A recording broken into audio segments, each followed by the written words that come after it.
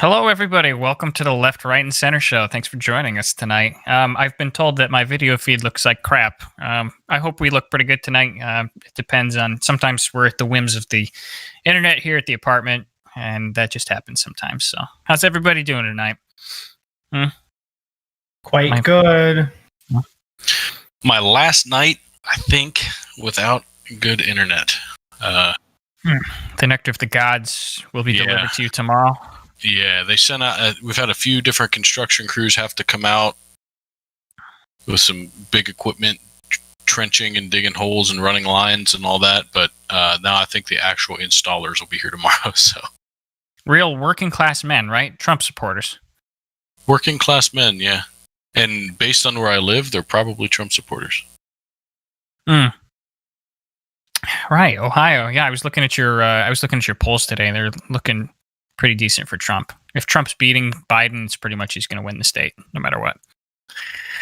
Yeah, I think Ohio it's pretty close, and Ohio seems like it's leaning more towards Trump, but definitely the area I live in, the county / city that I live in right here, where I used to live, was the opposite. I was dead smack in the middle of blue where I used to live. With but internet. now, I know. Now so it's, yeah. So with if you have internet, you're blue. If you don't, pretty much, yeah. If you have to use correlation HughesNet, you're a Trump supporter. Okay, so for tonight, it's old news with the debate already, but we obviously have hot takes on it, which are getting pretty cool at this point. So we're going to do a little bit of that later. Other than that, we're going to be a little bit more unstructured than usual with this. We're probably just going to go with a real long news segment. I mean, there's a whole bunch of stuff to talk about, and we can definitely fill the time. So, as usual, if anybody in the audience has any questions or comments, go ahead and put it in there. We'll try to pay attention. I think we're getting better at that, but we'll keep practicing. So just put your comments in there, and we'll take a look at them. So yeah, and I think, fingers crossed, after this episode, we're gonna call it quits on the practicing and really start getting into pushing this and trying to grow the viewership and really make this something that is helpful to a lot of people. So keep your eyes out for that, and when we start doing that, any support, any help getting the name out there would be appreciated. Right. Sharing it with all of your gullible friends so that we can. But not yet. Not till we at least all can have our picture up here, huh? We're still embarrassed. Yeah, let's wait until it's not Deadpool. That's all we ask. Okay, so I'm gonna kick it off right here. So let's see. The first news story that I want to talk about is. Oh yeah. Okay. So I was poking around the news today, and I saw this article. It was talking about the racial gap is actually shrinking. Right. So this is from. It's actually from the New York Times. It's titled "The Election's Big Twist: The Racial Gap is Shrinking." And I'm not going to bring it up because there's it's a whole bunch of reading, and you guys wouldn't even be able to read it anyways with the quality of my camera. But so I thought the article was interesting. It's actually saying that, and I want Chris, I definitely want to hear what you think about this. I mean, both of you, honestly, obviously, but this article, what? Yeah, this article's talking about the racial gap is actually shrinking, right? So Trump, when they look at the demographic shift, it looks like Trump actually lost a bunch of white voters, but he actually picked up a lot of, let's say, non-white voters, right? So black and Latino and whatever it is. And I thought it was pretty interesting because I remember we had a conversation. We did a whole bunch of race back in the beginning a little bit earlier. And there was a question that I mull over quite frequently, which was, well, if the Republicans are the party of, abolition of slavery and the civil rights movement, what did they do to lose the black vote? And, I've been mulling that question over for a long time. I don't even remember if I gave a good answer, but that kind of made me think of this right here. I mean, I don't know. Well, I think it's because that was before the party switched, right? No. There's actually a relatively strong explanation for this. Is something we see in there's two. So first and foremost, Hispanic Americans, specifically Cubans, are much more likely to vote Republican than any other faction of voters that are people of color. And so you actually probably see more individuals who are here as either children or current citizens who have achieved citizenship, who have transferred in from places such as Uganda, El Salvador, South Africa, which like maybe actually not South Africa. South Africa is pretty great, but Uganda not pretty great, but like they like Nelson Mandela. So places that have had these like socialist regimes that were very authoritarian are quite for Trump because they perceive him as hyper pro-capitalist, and that's what they want. And so you do see that from immigrant communities. You won't see that in the Black and African American community, but you will see that in the Latino community. Latino as in kind of like an unfair generalization, but I'm including everyone from South America and everyone from like, basically everyone from South America. You'll also see like, I'm not here to say like people are supposed to vote a certain way or whatever, but a lot of people on the left would credit this idea of imposter syndrome or voting against your own best interests as a flaw in this too. It's like, predominantly, despite Trump having all these sexual assault charges and settled out of court and, grab him by the pussy, all that, wonderful stuff, a majority of white women voted for Trump in 2016, despite all these things being known. And we're probably going to see that again in 2020. So I think there's a lot to said about, on the outside, we may say like, well, people, why are they voting for that? When he does all these things, the reality is people can vote any way they want. There's no, people have just as much right to not vote as to vote for Ronald Reagan, as to vote for Trump, as to vote for Biden.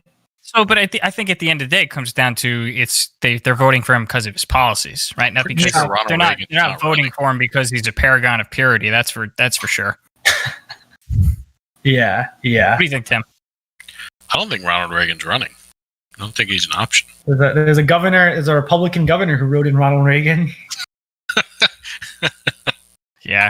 I don't know. Like, I don't remember all the demographics of who voted for who. Kind of interestingly on what you were saying, Trump didn't have any non-white voters to really lose from the original election. The vast majority of his voter base was white and white male. Right. So him losing whites, that's the only thing he could lose, really. He had some, but it was a very, very small portion.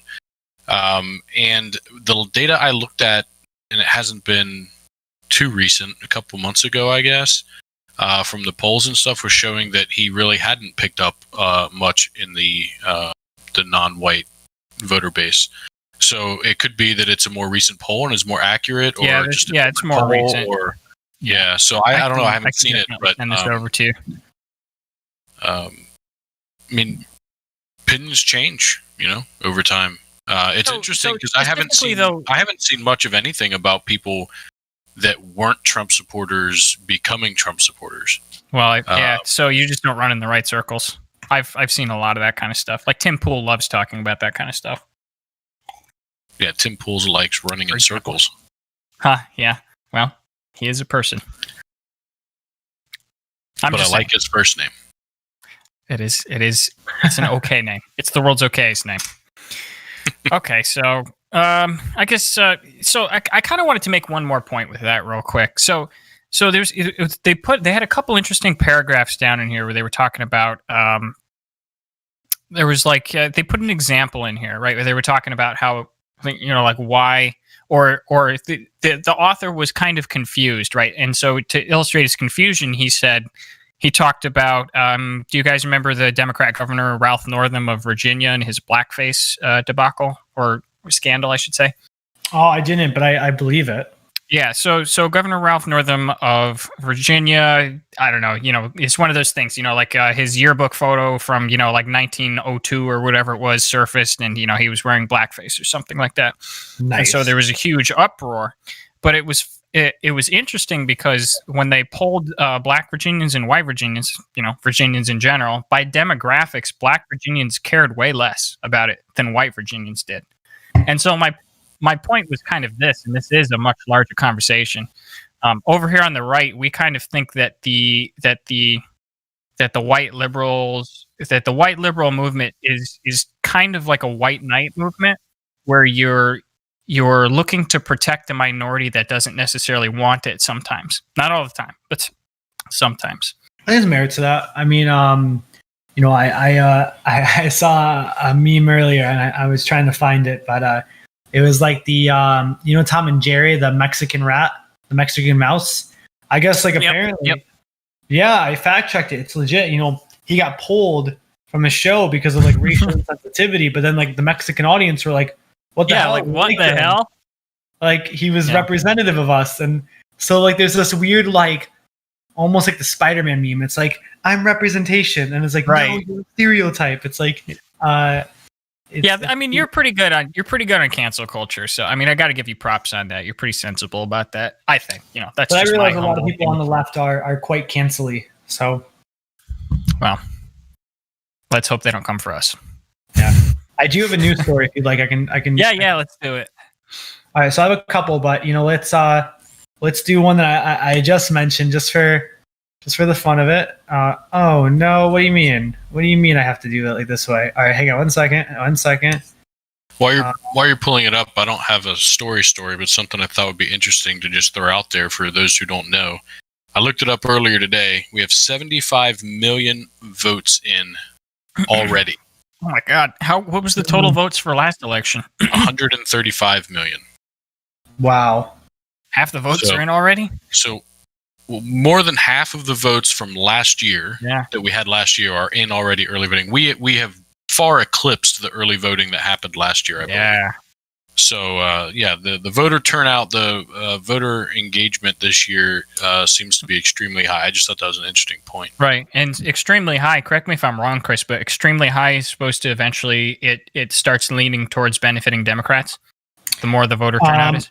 Typically, the easier it is to vote, the more likely voter suppression impacts Democrats more than Republicans. So typically speaking, the easier it is to vote, the more likely it is that Democrats will be voting. Why is that? Is that because Republicans are more civic duty based, and so they vote anyway, or is it because? I'm not really sure. There's a lot of speculation on that. I actually just read a psychological profile on conservatives and Democrats. It was actually mostly just on conservatives, but conservatives actually tend to be more duty bound. Yeah, right. For better or worse. I think part of it is, for instance, African Americans are more likely to vote Democrat than Republicans. A lot of places where there's voter suppression are in Black and brown communities, and so we see things like one precinct. So Georgia, if you want to register to vote in Georgia, in certain counties, the only time that you can go register in a normal year is between the hours of 12 and 3 on Monday, Wednesday, and Thursday, 30 miles from your house. There's a lot of one-off situations where it's all right, how the hell is someone supposed to vote between 12 and 3 on a Wednesday when they're at work? And it's this drive, it's far from their home. It's just complicated. So a lot of communities that have experienced historical, and I'm not even just talking, I'm talking about unfixed practices from segregation. There's certain things that just were never changed in Black and brown communities. More than that, I'll say this too.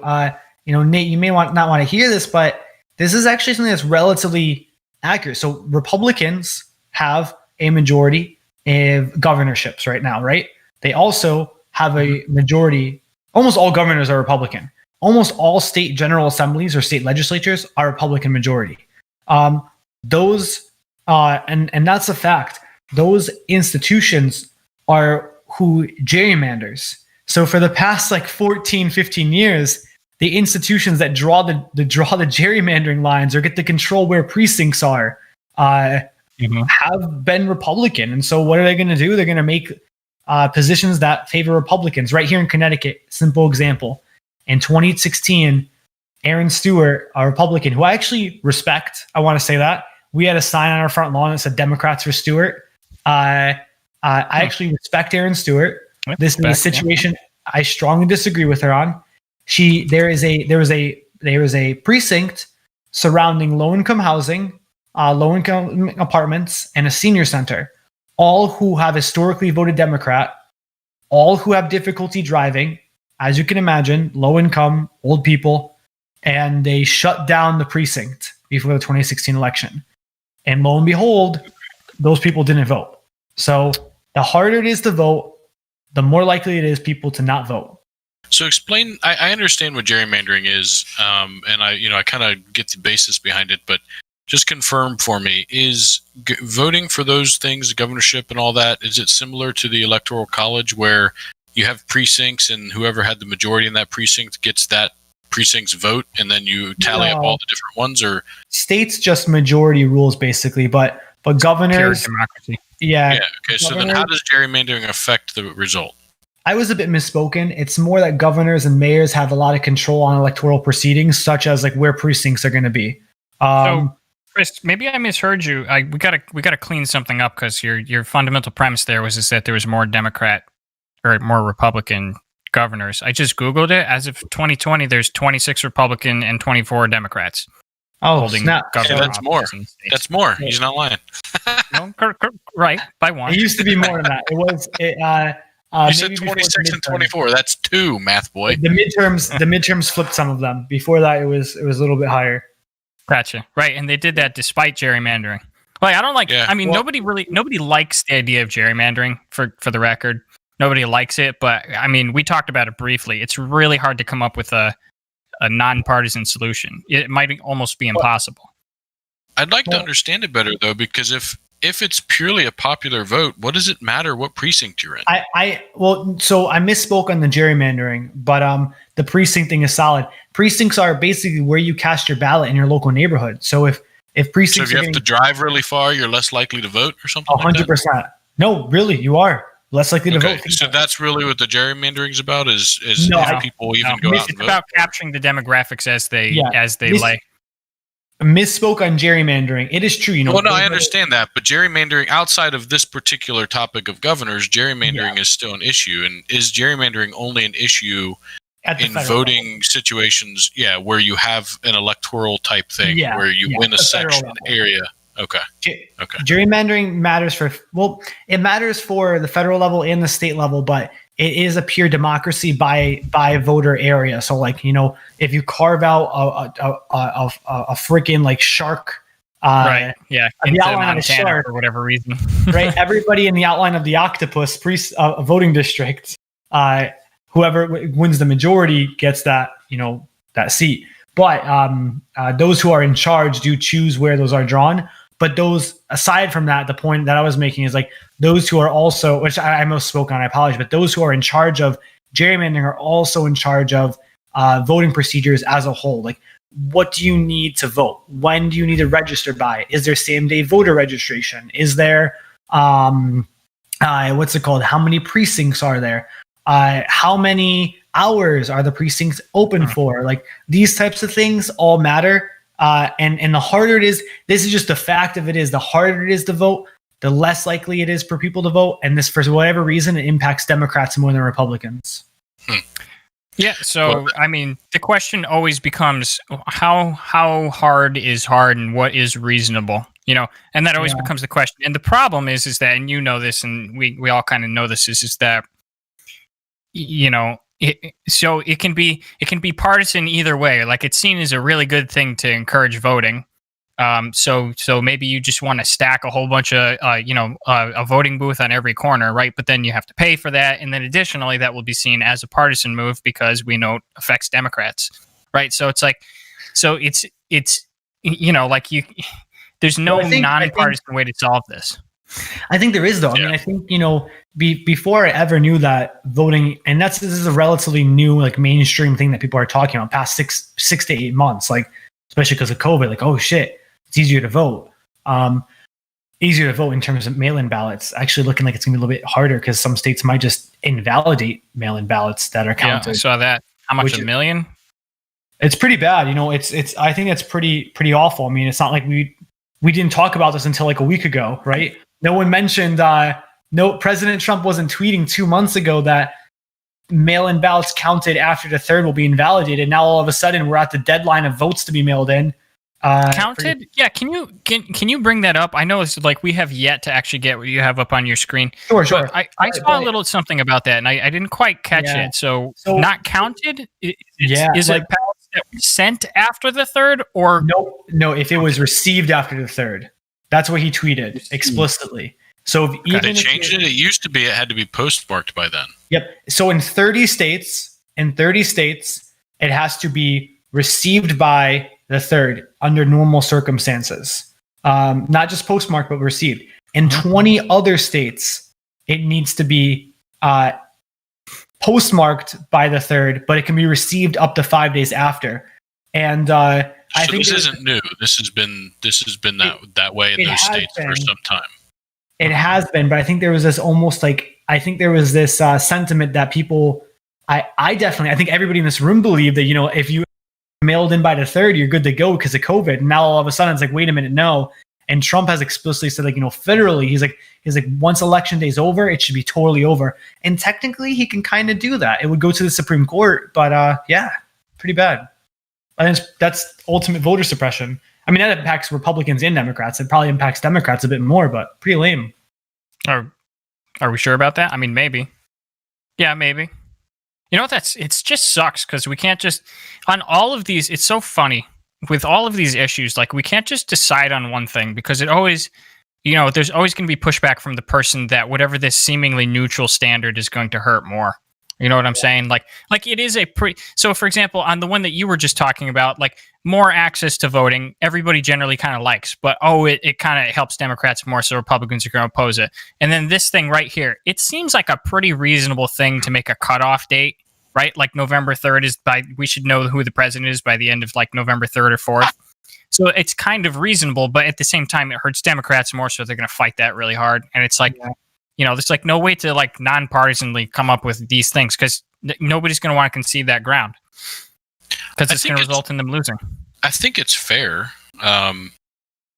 that if you are going to vote absentee, if you're going to do a mail-in vote, then you need to know that ahead of time and prepare for it. I think you have like a month or more to do it. I agree it's fair. To have a cutoff day. I think it's unfair that there was no sentiment about this until right now. Like, this wasn't part of the actual conversation. How many people? That's what I was saying. Is like, if that's how it was in their state in the past, and they're doing mail-in ballots, it's really on them. And I guarantee when you get a mail-in ballot, it says on the ballot, must be received by, not must be postmarked by. Mine had, when I mailed mine in, it had this stuff written all over it in bright red, giant letters. So I mean, yeah, it sucks that somebody was watching the news and heard them say, yeah, you just have to have it postmarked by, and they didn't look into it because they hadn't mailed in a ballot before. But in a lot of states, and possibly some of these ones that are having this issue, if you mailed in a ballot, you can go in and vote in person, and your in-person vote will count, and your mail-in vote will be invalidated. So if you think that your vote is at risk because you mailed it too late, you got to get up off your lazy arse and go into the polls. Yeah, no, I agree. So, but it's just like, it's just silly. I mean, I think in a better society, there's certain things that we definitely can do to improve voting. For example, I think automatic voter registration should be something that would probably help Republicans and Democrats equally, regardless of who it helps more. That would help young people. Young people vote Democrat. But you know what? That simply. I'm not saying it's a bad thing. I'm just saying it's. But your party should work harder to. Maybe they should work harder to get young people, right? Hey, but you say that, but liberal ideas are inherently a young person's thing, right? Because you are more adventurous as a young person, so and you're more optimistic and you're more outgoing and compassionate. But it's not about who wins. It's not about I guess it's easier for me to say, but ethically, I'm really speaking. Not just I would say this. I'm confident I would say the same thing, even if I knew it wasn't going to benefit Democrats. It is like a moral obligation. Like, we should make voting as accessible as possible to the country because the bedrock of a democracy is built on who's voting. And so I disagree. Let me just put it this way real quick. So if it were easy, if it were like, let's maximize the easiness, right? Let's say that it's literally just on November 3rd, you just hear a voice beside your head and asks you, okay, who do you want to be president? And then you say, Donald Trump. And then, okay, who do you want to be your state representative? So-and-so. And they're like, "Who do you want to be this?" And they're like, "I don't know who they are." And he's like, "Okay, these people are running. This one's a Democrat. This one's like that kind of stuff. Like if it was literally just like a robot literally just flies up to you, gets your vote, and flies away. That easy. That wouldn't necessarily improve the quality of our democracy, right? Because we've talked about this before. It's not necessarily a moral good to have more people voting, right? It's not a moral impetus to vote. I think it's a moral impetus to vote. Vote if you know what you're talking about, right? And showing up or how qualified or skilled, that's not the point. That's not for us to decide. For us to do is make sure voting is as reasonably accessible as possible. Yeah, I wouldn't want a robot showing up to someone's face, but some things that I would want, robot. Some things I would want is like, for those people who show up on election day, because think about it, right? We have to be conscious.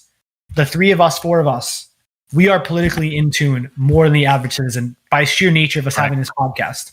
The average citizen might be reading news. They might be informed to an extent that like, all right, yeah, I know I like Trump more than Joe Biden. I know I like Joe Biden more than Trump. I can't tell you. I used to take, I worked for the Associated Press throughout college on election day. And so I'd go to voting precincts and I would call into the AP to tell them like what the final scores are. And I would show up 3 hours ahead of time. So I would say the last 3 hours of voting, and then I would, wait till the votes to get counted by the registrar, and I would call in.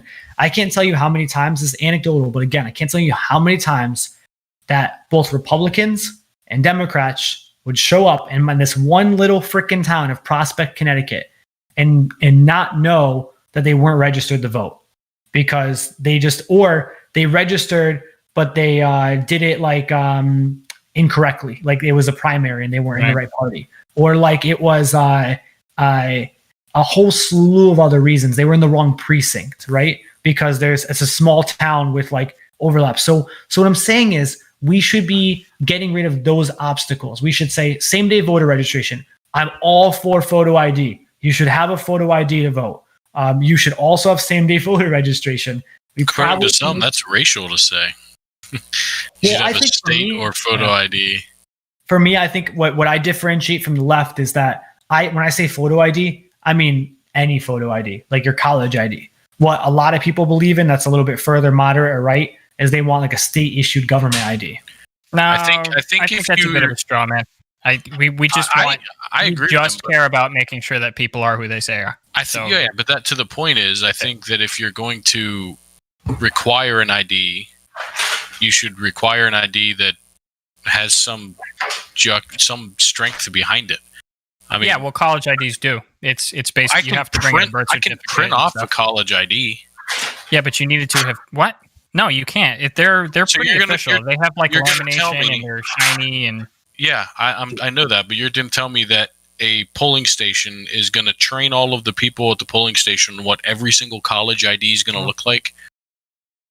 I don't think so. Not. At least if it's a state ID or a state issued ID and you're voting in that state, you can only vote in the state that you go to college wherever the hell you want, but you only vote in the state you live in. So at least your state ID is going to match. But if I went to college in California, whatever, some tiny little 200-person college that literally just laminates a piece of paper with my picture on it, and I go to vote with that. I think there's state standards on those. I think they have to be up to a certain snuff. But I mean, we're kind of. Anyway, it's an interesting thought. I actually think a state ID is fine. I generally think most people should have a state ID, driver's license if you drive. If not, a state ID anyway. Not that you have to carry it all the time or whatever, but you should have one. So I don't think that is really a big barrier for voting. But yeah, voting's a big topic. Voter suppression is great. Only Republicans should be able to vote, and that's my final bit. All right, Chris, let's do your thing. Before you get on that, one last thing. You guys both said that we're a democracy, and I was having this conversation with a family member the other day on voting, and we went down a giant. I'm going to retract that real quick because that's not what I meant. Yeah, we went down a giant rabbit hole. He was very adamant to correct me when I said that we were a democracy and saying that we were a republic. So, right, constitutional republic. So I just wanted to point that out. You guys misspoke a smidge, and to my family member who may be watching, you're welcome. I believe you. If I did, I didn't want to. That's and because of that conversation, I'm now reading the Federalist Papers. So fun times. It's a good read. It's a all right, Chris. Tell me about Maryland governor. So I love this. So we got the Maryland governor who wrote in Ronald Reagan instead of voting for Trump, and that's beautiful to me. That's I can respect it. I can respect it. Look at that. Look at that smile on his face. Because what he's about right there, he wants to see what happens, what the Supreme Court's going to say if Ronald Reagan actually does get elected. Dude, that smile on his face says, "I just farted." That's what it says to me. It says, "I just squeaked out one." Now that this, keep in mind, this is like a pretty staunch, hardcore Republican. Like Maryland is a, he's a strong Republican governor. Like he is here for like the Chris Christies, the Trumps, and it was pretty surprising to see him come out and do this. And so this tells me that a lot of other, Republicans that are moderate or, not as, even those are more conservative, they're kind of like, wow, this is not the party we signed up for. And so they can't bring Romney themselves. didn't vote for Trump. Yeah, they can't bring themselves to vote for Biden, but they definitely can't vote for Trump. All right, buddy. So I just looked it up. According to state polling, Biden's is 61% and Trump is 30%. So In that Maryland? may be a political move. Yes. It was probably a political move then, but even still, like he's a Republican, and Trump probably should have been doing a lot better in Maryland. Maryland's like a purple state usually, so that's surprising. Yeah. Yeah. I can't speak to the demographics, but yeah. Don't you love it? I mean, sometimes can you imagine my cognitive dissonance if I looked it up and Trump was plus 30 or something like that? Like, yeah, I guess Chris is right about that. I just happened to be right that time, folks. It's, sometimes you throw a hail Google out there and sometimes you're right. All right. So let me do my story here. So I have another one here. This is sort of continuing on. It seems like I'm picking on Islam, and I promise. I know we probably don't have any Islamic members in our Not audience anymore. right now. Not after they No, watch I know, not football. anymore. Not since last week. But I promise I'm not picking on you. I promise I have much more of a nuanced view on Islam than it's coming off of. But this is mostly a sort of like a cultural battle. Chris, your camera's off, right? Yeah, I'm getting some sushi. Sweet, bring me some. Okay, so this is like a culture war type of thing here, right? So in France, there was a. So let me just read this right here. Oh, that's not right. That's right. All right. So the title of this article is France Mohammed cartoon role. What you need to know. And I'm not sure why I read that title because I'm not going to read you this article. But basically, there's an issue in France right now, and actually the entire Middle East and the Muslim world, where again there was a cartoonist in France who depicted the Prophet Muhammad, which is verboten. It's not allowed in Islam, and it's there's a lot of protests. I heard somebody say that there's thousands of different protests about this particular incident. More than that, the picture, the comic was shown in school, and it was shown in a French school in the sort of like a lesson plan on freedom of speech. And the latest drama on this is that President Macron came out, who's the president of France, came out in defense of free speech and Western values. And this is just blown up. I mean, it's seriously degraded relations between France and Turkey. And there's just, there's thousands of protests across the Middle East. So with that being said, and this is a little bit more on, I'm not really an immigration hawk. I'm really not. Like the whole economic depression of having immigrants come in, to me, the math it's at most dubious. Like I can understand it, but like I'm really not much of a hawk on it. But culturally speaking, Chris, we were talking about, like at what point do you say, here's my culture, I like my culture, and my culture is good because of these things, free speech is important to me, like my people should be able to draw the Prophet Muhammad without suffering like kickback from a religious community. So I was just wondering what you think about this whole situation. Yeah, I didn't know about this. This is interesting. Yeah. I'm Googling. I'm doing my own hail Googles right now because Hail Google. All right, Tim. While let him do some research. Tim, what do you think about this? I think having kickback protests, speaking out against something is fine. So forget about the speaking out. Okay, so I forgot a major part of this. So the outcry went up over this, right? A teacher showed this in the classroom. And then Macron defended it. A jihadist came, I don't know from what country, but beheaded the teacher who did it in France. Like literally just sawed his head off. I've seen, literally, like it looks like a Muslim extremist cut the head off of a teacher after showing Prophet Muhammad. Yes. Now, seriously, again, like I have to throw out a lot of qualifiers, right? Especially, if we ever get super famous and, a bunch of our Islamic viewers end up watching this, like, I promise my views are much more nuanced. It's not all Muslims, and I'm not even saying that, ironically, like some of my compatriots do. It's obviously not all Muslims. The vast majority of Muslims are peaceful. I just think there are some problems with the way that Islam interfaces with government, among another couple things. But that's not really what this is about. This would be, again, Chris. There's a direct clash right here between a sort of a religious fundamentalism and Western values of free speech, right? Go ahead. Yeah, I'm quite the believer on separation of church and state, and so right. I guess that's how I would answer this: is that I'm here to celebrate, religion and diversity of religion and whatnot. I will respond to this the same way I respond to Christian conservatives in the government here in the United States. I think it's like it is strictly problematic when I see Republicans making laws or not just Republicans. There's Democrats too that are Christian. Politicians as a whole making policy based on their faith. I think that is like there needs to be an individual internal separation of those. And if one cannot do that, they have no place entering in the government in any way, shape, or form, regardless of their religion. If one cannot separate their own individual self from their role as representing the government.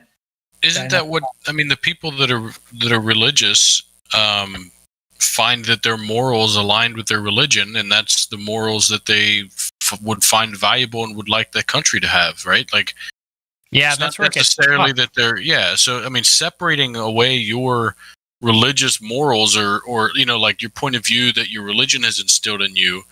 Like, look at abortion as an example, right? I mean, if you want to look at that one, a lot of times the religious side is on the pro-life side because of their moral and religious beliefs, but it's also a core moral belief for them. It's not just because it's against the rules from the religious side. So it's not as easy to just separate it, I don't think. I think it is. I mean, I mean, if you are pro-life because you believe, no, here's the question. This is how I would delineate this. If you are pro-life because you truly, at your deepest level, believe that abortion is actually murder, right? Because you think a baby's life is indeed, when they're that cluster of cells, it's still a cluster of living cells, and that is murder. Then sure, fight, fire, go politics with it. If you believe that because God creates a person at inception, that therefore is the reason that it is life, that is a problem, because that is forcing your belief on those who are atheists who do not believe a soul is intertwined with like an egg and sperm, right? They believe that is like when the baby's coming out. That's right. So you can't, if your justification, it's kind of like, in the research academically annoying word, you have your claim, you have a reason, and you have evidence. If your claim is impacted by religious reasoning and religious evidence in either one of those factions, then you should not be making a political statement. That's a problem. And so I think that government's goal is to make it so, like, someone wants to be Amish, they can be Amish. Someone wants to be Christian, they can be Christian. Someone wants to run a freaking commune, they can go do that. As long as they're paying taxes, as long as they're not hurting anybody else. But if they then go into the government and say everyone should live in communes, or everyone should be Amish, or everyone should, or you should, like, there's laws governed within the world of Islam that get flooded into government, well, that's problematic. I think that everyone should only have one wife. I think that becomes like a societal thing that's more than just religion, right? I think when we're talking about like a polyamory, that obviously, maybe honestly, maybe there shouldn't be. Where did that come from? Where did marriage come from? It's a tax thing. It's like so hard to start that way. It started a religious thing. Yeah. Okay, no, I find that pretty. No, we have adopted it. We have adopted it as a culture for a long time. Okay, but mate pairing has been around in Homo sapiens for millions of years, and it came from our ancestors. Mate pairing, humans are generally monogamous. Thank you. Oh my God. Thank you, me, for remembering that. Yes, you have archaeological evidence showing that we were monogamous millions. Yes, me personally, right outside. It's right between. What are you basing your statement that we have been that way for millions of years on? It may be that case. I'm just asking if you're saying that, or if you have any evidence to support. Hundreds of hours of podcasts on X. It's a tax thing. It's straight up a tax thing. You make more money when you tax. How on earth are you going to give tax write-offs for weddings when you have like 9 wives or 9 husbands? It doesn't work. So did you say tax write-offs for weddings? Marriages, fam, right? Like if you have, there's a tax write-off when you are if you are a single dude in this country, you have higher taxes than if you're married. Have you compared them? They're almost exactly the same. Yeah, but it's still a tax write-off. Nonetheless, it matters, and children get you more tax credits and whatnot. You have multiple. If you don't have children, filing taxes together is not that helpful, and it can be hurtful. What I'm saying is, well, maybe on the individual level, when you multiply that by 100 million married people, then you create these. So our country, as of right now, if you're a married person, can you high level your point real quick? Because I'm super lost. Because we're down in the weeds, and I have no idea what our high level point here is. I missed it. That's my bad. Religious justification for marriage of 2 people. So I think as opposed to monogamy or as opposed to polygamy. Let me make a quite important point here. Uh-huh. Our country, as of right now, does not ban polygamy. It does say if you're going to get married legally, you can only have 2 people in a marital union. However, there's nothing that stops people from having additional marital partners. It's just not recognized by the government. There's nothing that says you can't be a married couple and still go, have orgies. There's nothing that says these things, right? So on paper, for the purposes of taxing, for the purposes of government, 2 people in a union is important for the country at a tax level, at a governance level. But we don't actually say that that's producing children as well. With our current tax laws. Right, but there's nothing to say you can't rearrange the tax laws. And just to clarify to your point, if you are a single person making X number of dollars and then you get married to somebody making the same X number of dollars, you will pay the same amount in taxes at the end of the year that you did individually. What do you mean? How does it happen? No. I don't. It doesn't matter if you make the same amount as the other person. I'm saying whatever amount you make and whatever amount they make, you're generally going to pay the same because the tax bracket that you fall into just gets doubled when you get married. Like they take the tax brackets and they just double them for a married couple. So there's some cases where you'll have a married couple where one of the partners makes a significant amount more than the other one, and a significant amount to where it will matter. But for the most part, you end up in the same tax bracket. And until you have children or you're sharing benefits or something like that, being married doesn't matter. So I think to pull us out, I agree. But to pull ourselves out of the rabbit hole, to answer this question from the very beginning, I don't think any policy as of right now, or ever, we're imperfect. You can pull out a million things. It's like, I think, what is it? In Vermont, you're not allowed to marry Satan. There's actually like a law that's still in place. You can't have a marital union with the Antichrist himself. So, of course, there's laws in the books from like the 1800s, 1900s even. Right. But and at this point, it's too quaint to repeal. We should aspire to make sure that all laws are decided without religious influence as their reasoning or evidence. And so in France's case and in other countries' cases that are struggling with the new cultures and whatnot, first and foremost, no one should be beheading a teacher. I don't care how offended you are. That's problematic, right? That's a problem. So I think where it comes down to is that, again, laws should not be decided upon by religion, regardless of the religion. They should be governed by the idea. That's the whole point of government. Like, because you're a democratic government, because you're elected through a democratic procedure, you're a representative of the people. Therefore, you cannot, you have expertise, right? You have the ability to make, executive decisions. But there's an essence, there's this guiding hand through the whole process that says like you should be making policies that are for the representative population, while combating tyranny of the majority. Yeah, I agree. I just find that I still believe that it's really hard for people that are religious to separate out religious beliefs and their own moral code because they're so deeply intertwined. And then they shouldn't run for government.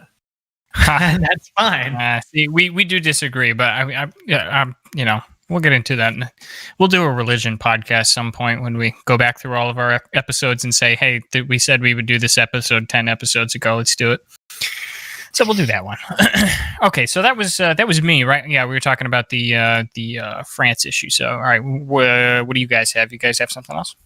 I do. Give me 1 second. Yeah.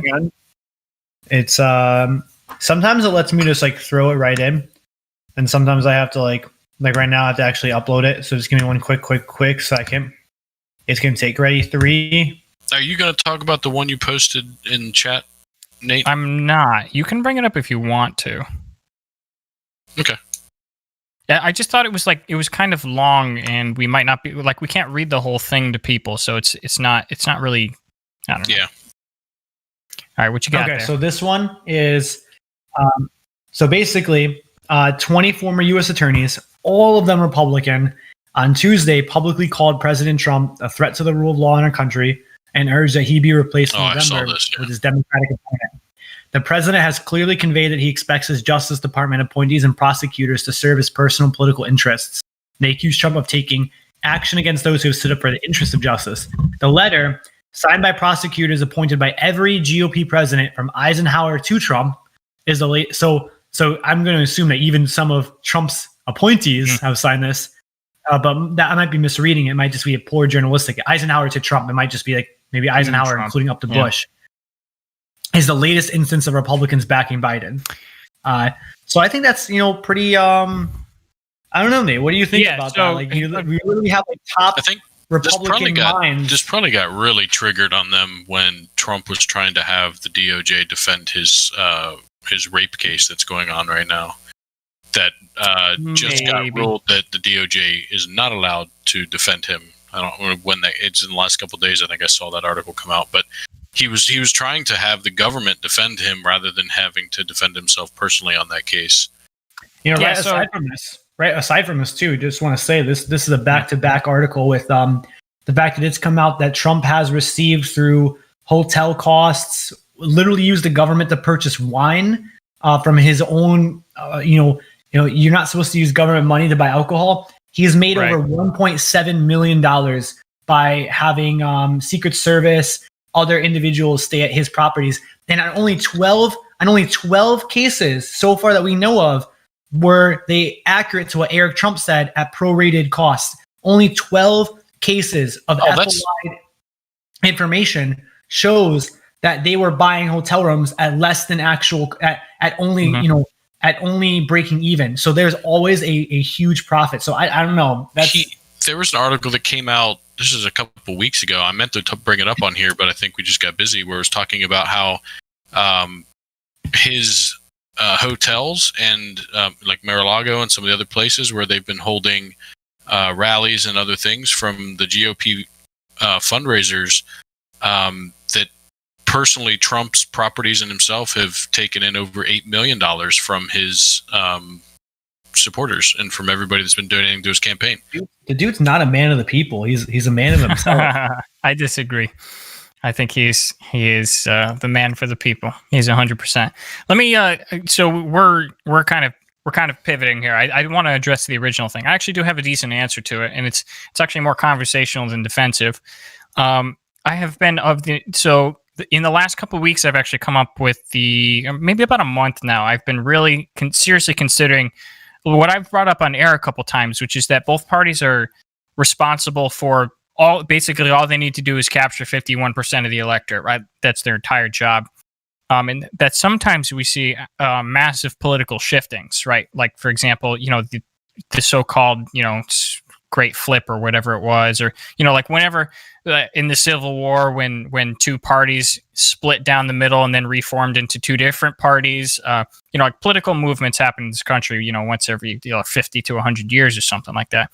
And I've been wondering, and combined with the article that I brought up earlier, where Trump's approval rating among Black and Latino voters and all other ethnic minorities is going up. Combined with the fact that there's a whole bunch of there's the Lincoln Project, which is a whole bunch of former or rather current Republicans who are vehemently anti-Trump, and they are a massive PAC, and they put out a whole bunch of ads. It occurs to me, and I want to maybe you guys agree or disagree. I think we're actually in the middle of a huge shift. Right. And I know we are in a shift. The article I just brought up did say that Trump is losing certain people and he's gaining certain people. We're seeing articles like this all the time where there's, X Republican is against this. And then I see on my side, I see X Democrat is, surprisingly comes out for Trump.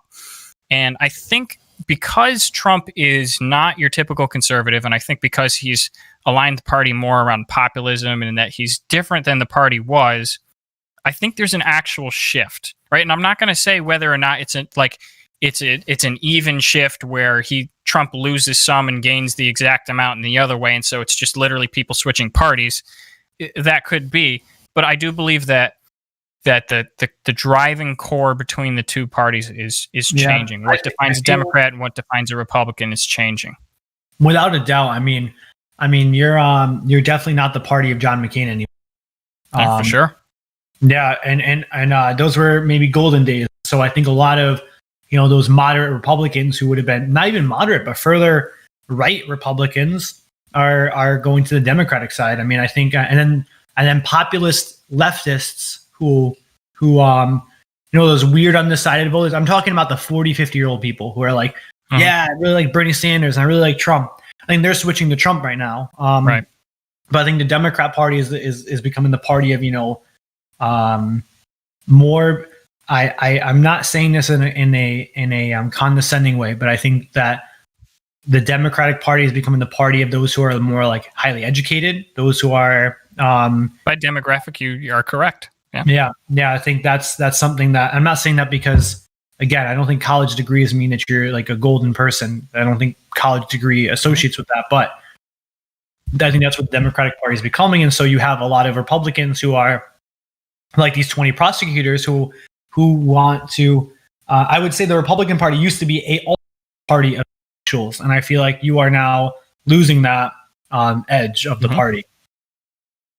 Yeah, so I feel like I think the parties are shifting. I think our country as you said before, the Republican Party and generally the Conservative Party is the older, and it stays that way. And as people get older, they kind of shift towards what they believed was right when they were younger, and they kind of stick to those values, and that moves. And so I think we're just seeing, as we have the baby boomers kind of pushing out and getting older, that the parties are shifting a bit. And I think the Democratic Party in the next 10 years or whatever we'll see is going to shift further left and further socialist.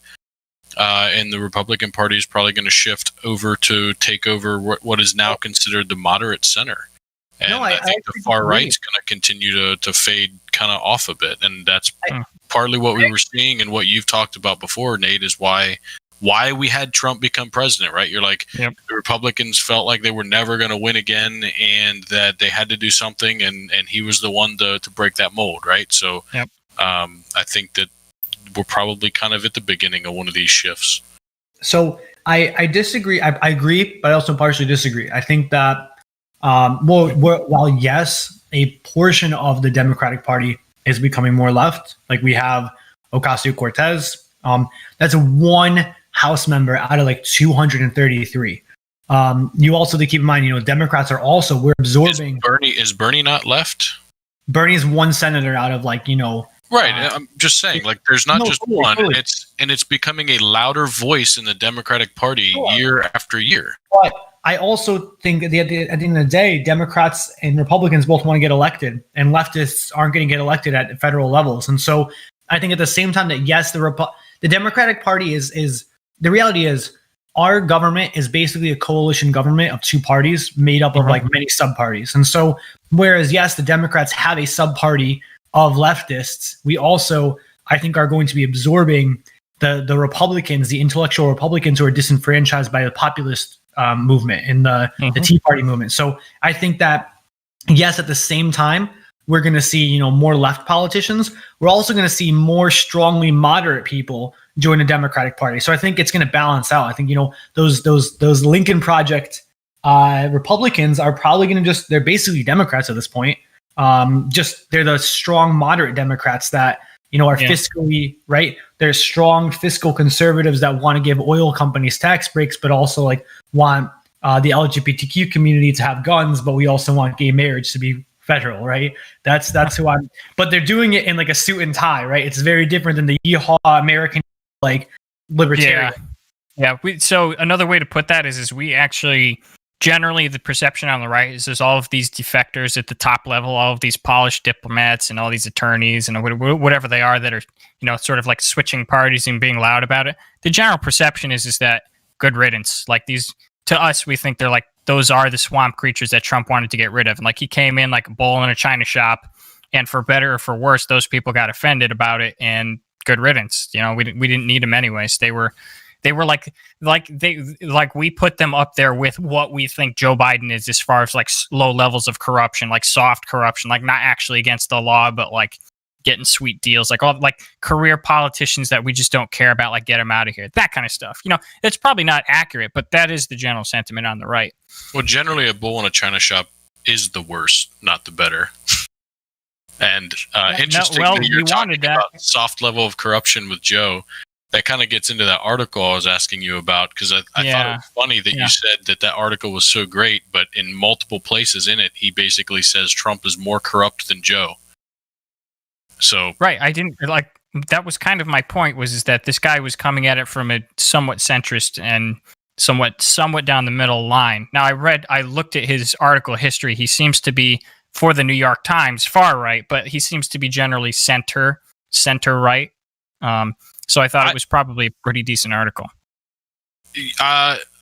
Despite Can you tell the viewers what we're talking about?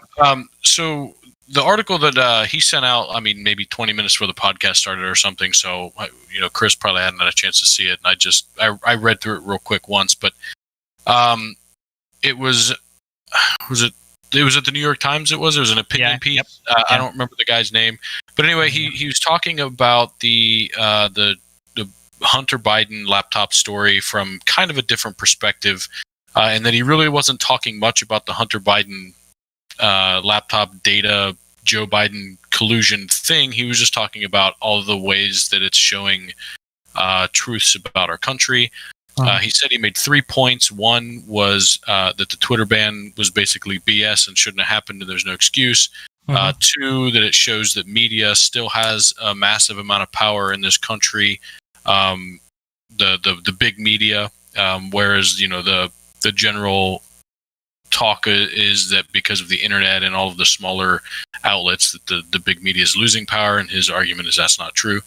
And then the third one was that the story isn't as big a deal as the Republican Party is making it out to be, and it's also not completely made up and something that doesn't even need to be reported on, as the Democratic side is trying to say. Right, that's why I thought it was pretty down the center.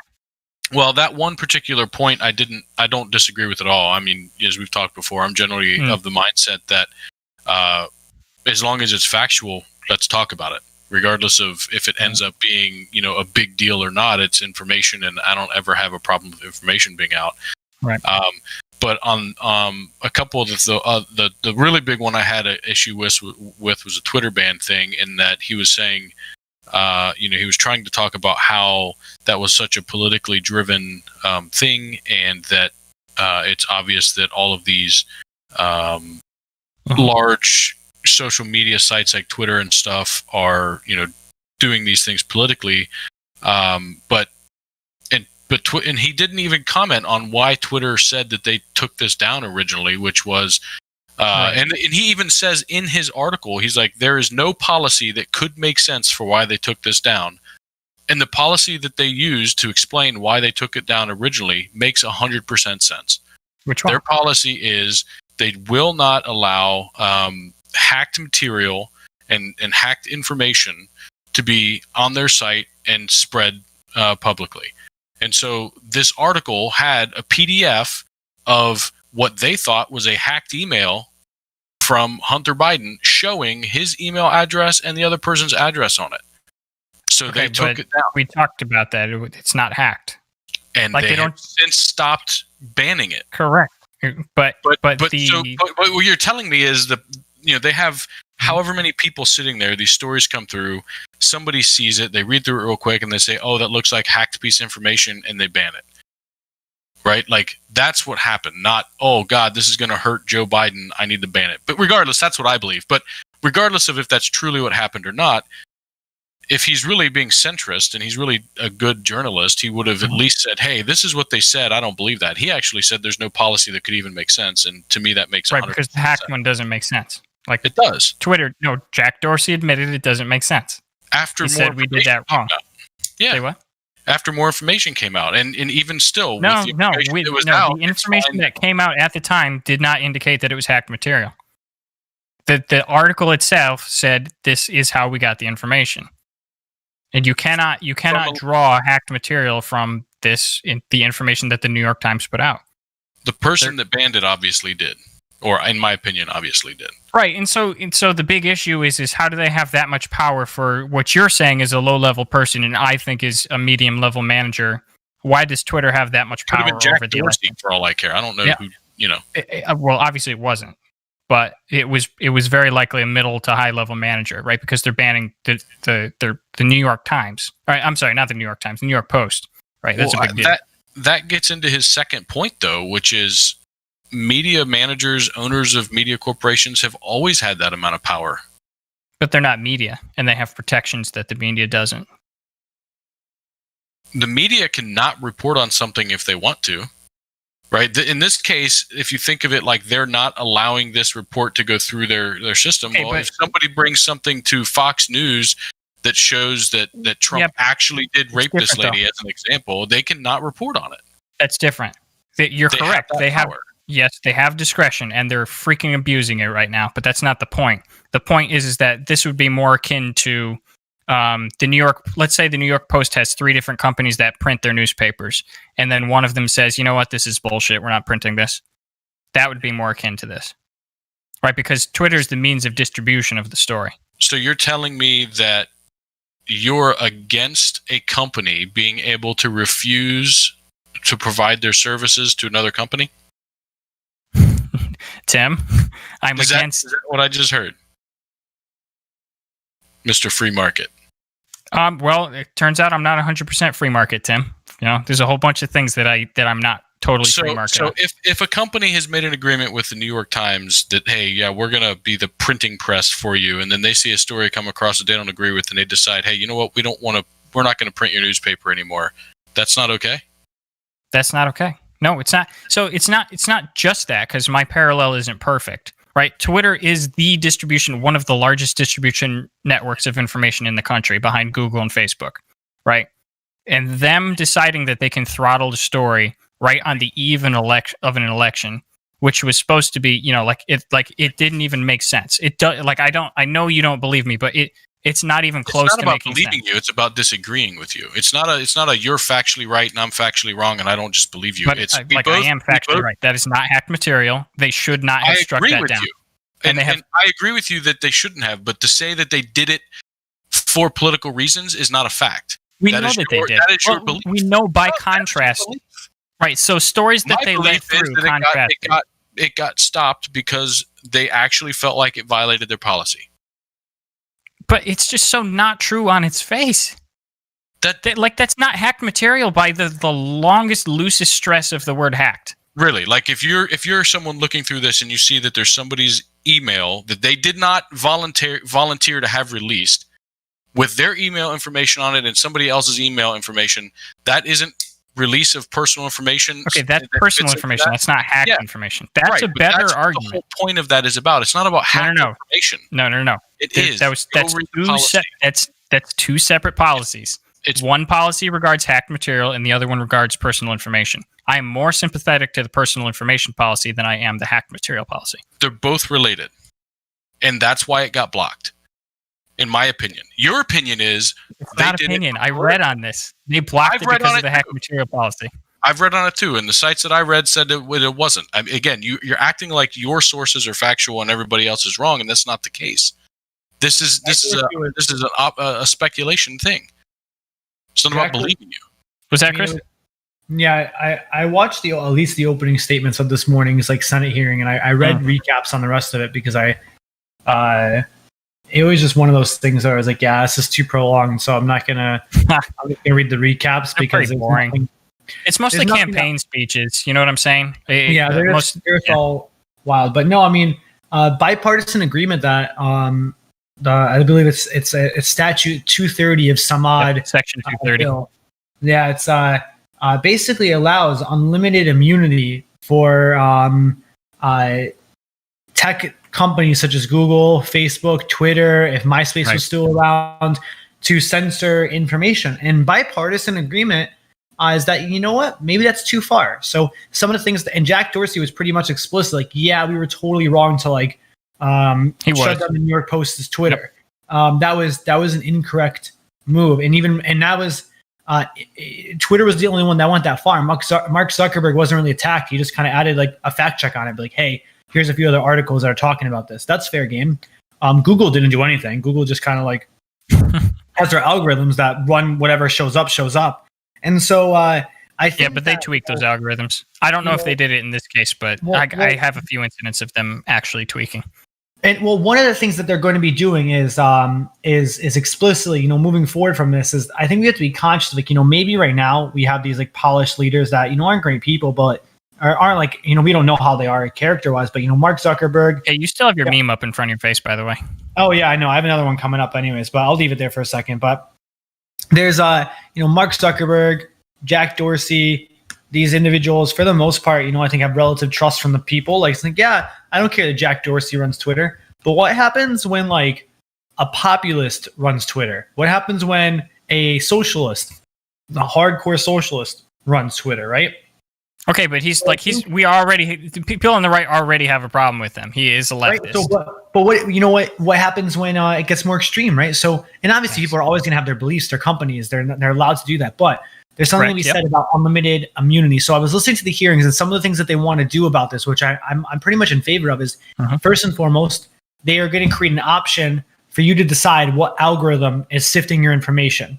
So if you want to change the algorithm that is actually organizing your Twitter feed, you'll have the opportunity to do that. They'll put up I like that. right. Another thing they're going to do is Can have you a pick full somebody else's algorithm? That'd be fun. Yep, I want third-party to see what so algorithm. and so's. No, I want to see what so and so's looking at.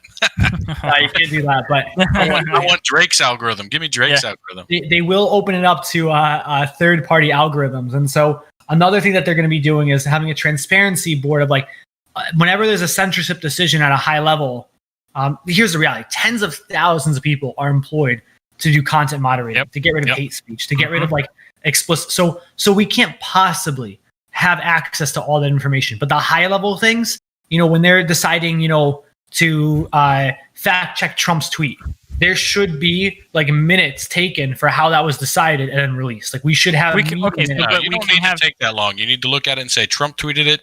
It needs to be fact checked. That's it. We're gonna That fact one's check easy. you, motherfucker.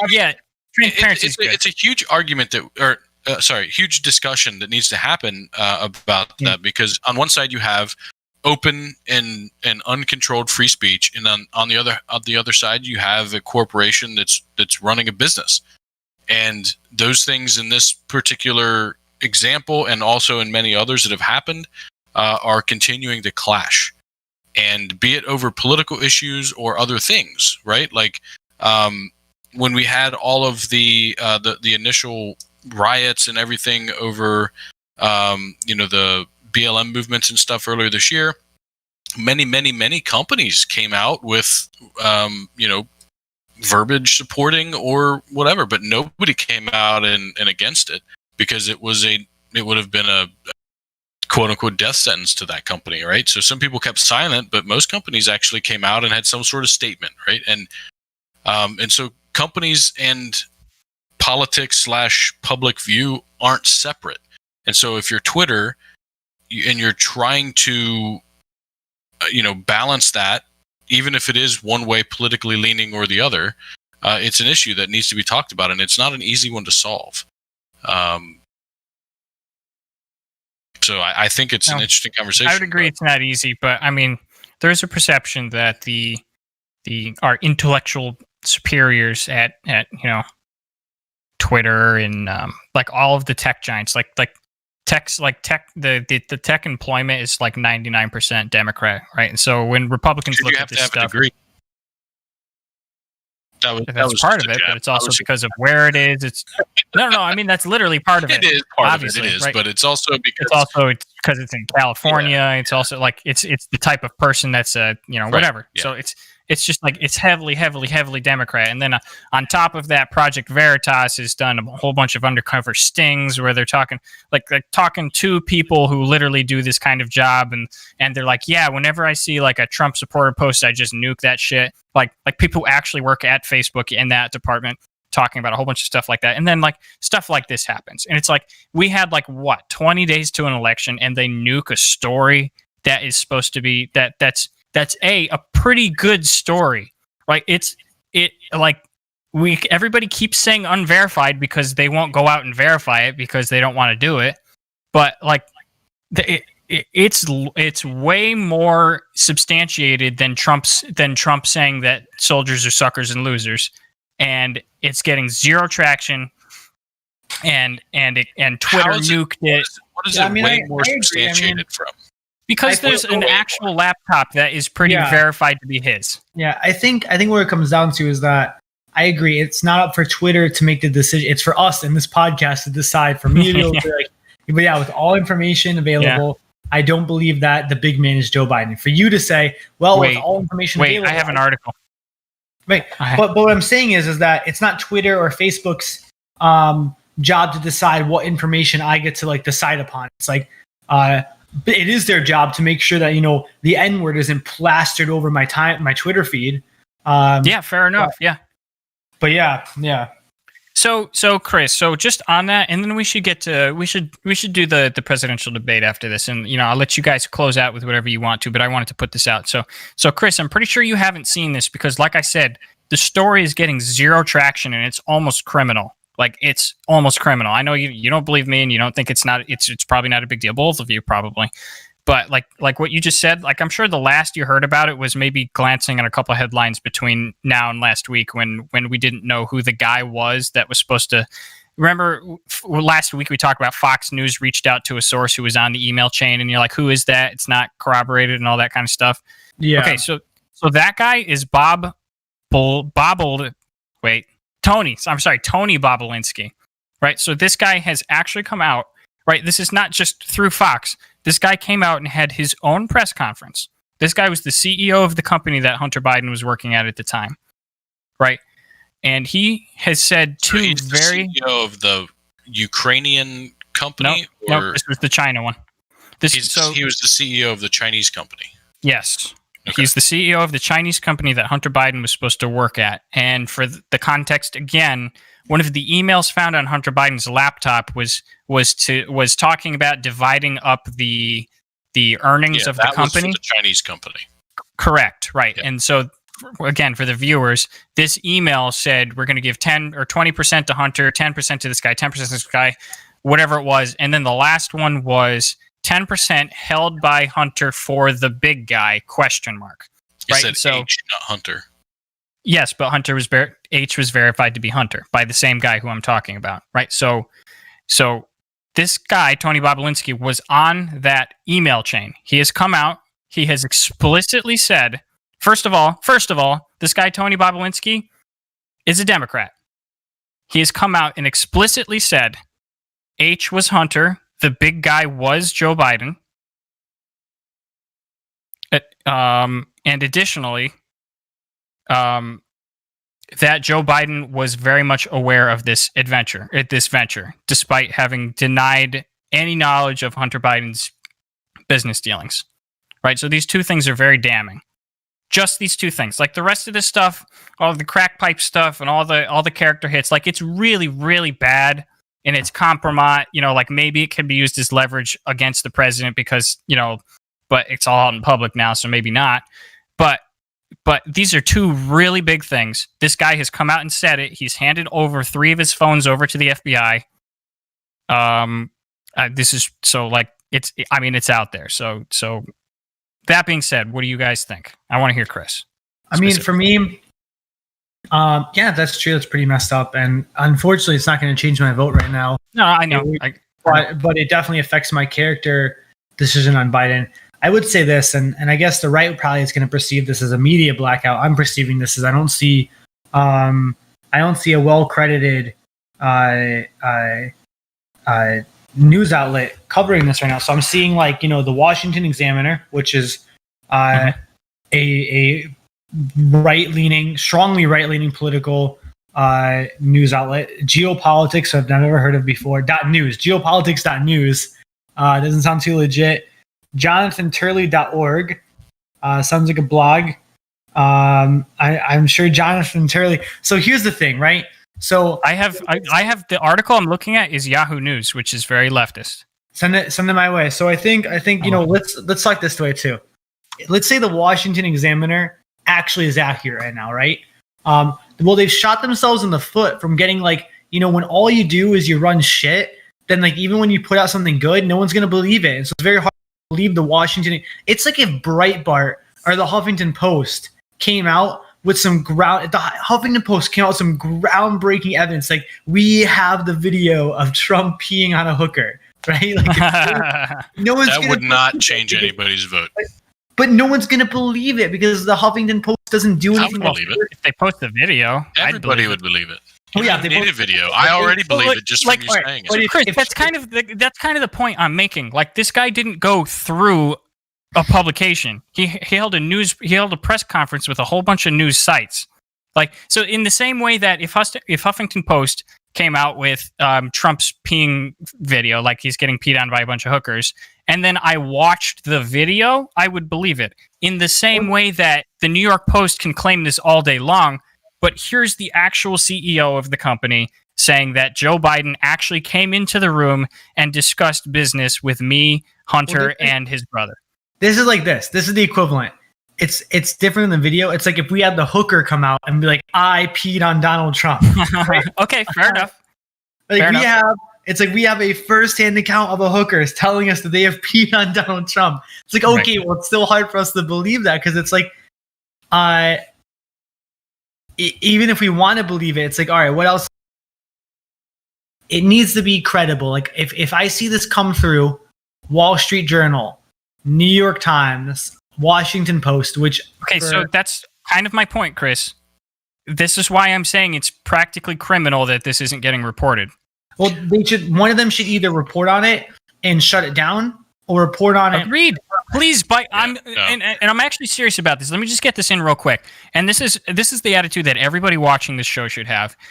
If it turns out that this is all incorrect, I actually genuinely want to know that because this guy might actually be the president. I really want to know that Biden is not a corrupt person. And this is not just me virtue signaling. I actually genuinely want to find that out because I actually think Joe Biden is a good guy. I really do. But this looks really bad. It really does.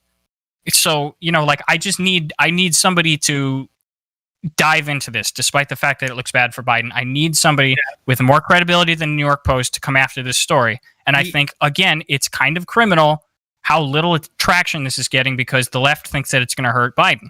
The only thing I'm seeing right now is the Wall Street Journal, an hour ago, actually, has an opinion piece on Tony.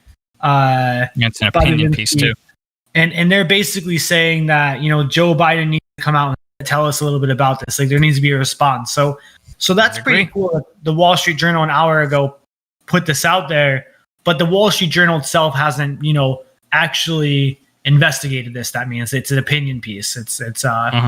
Yep, agreed. Opinion piece again. I know. Yeah, so for me, I don't actually think that it has to be coming from the normal sources that I get news from, or that I truly, firmly believe for me to take any credence from it. Like if I see something posted on Fox, most of the time I take it at a much lower level of value than other sites, and the same thing from the far left sites. But if I see it on Fox, I then say, okay, what part of this is true? Let's look at it somewhere else. And so the fact that it's not showing up anywhere to me is kind of odd and kind of shitty. I think even if it was to the stance of,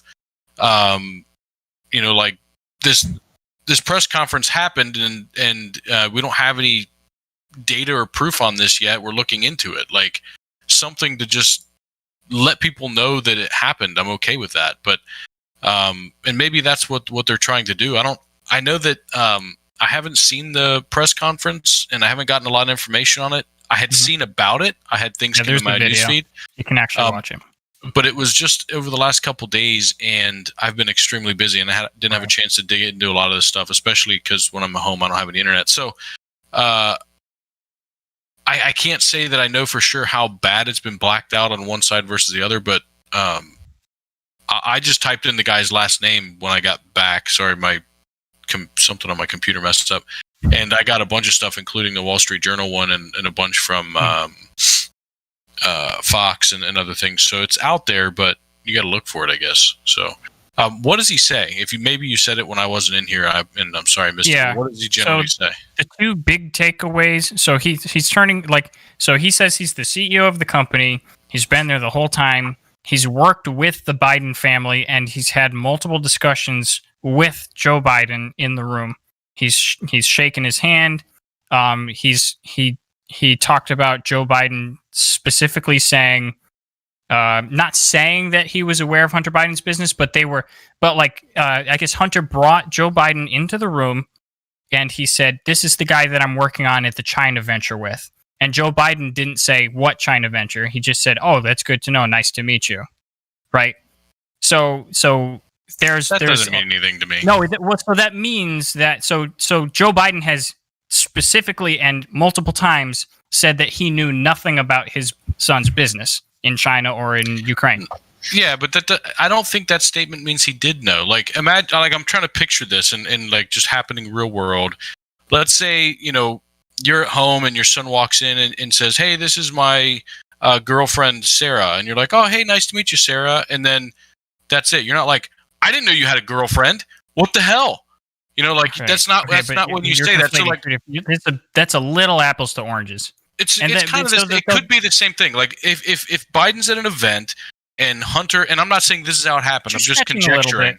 I'm not stretching. I'm conjecturing. But if Hunter shows up with somebody that he's in a venture with and just says, "Hey, Dad, this is somebody I'm in a venture with," why would he automatically China deal? Right. So okay. So you're relying on my paraphrasing. Try to take my words a little bit more exactly. I know.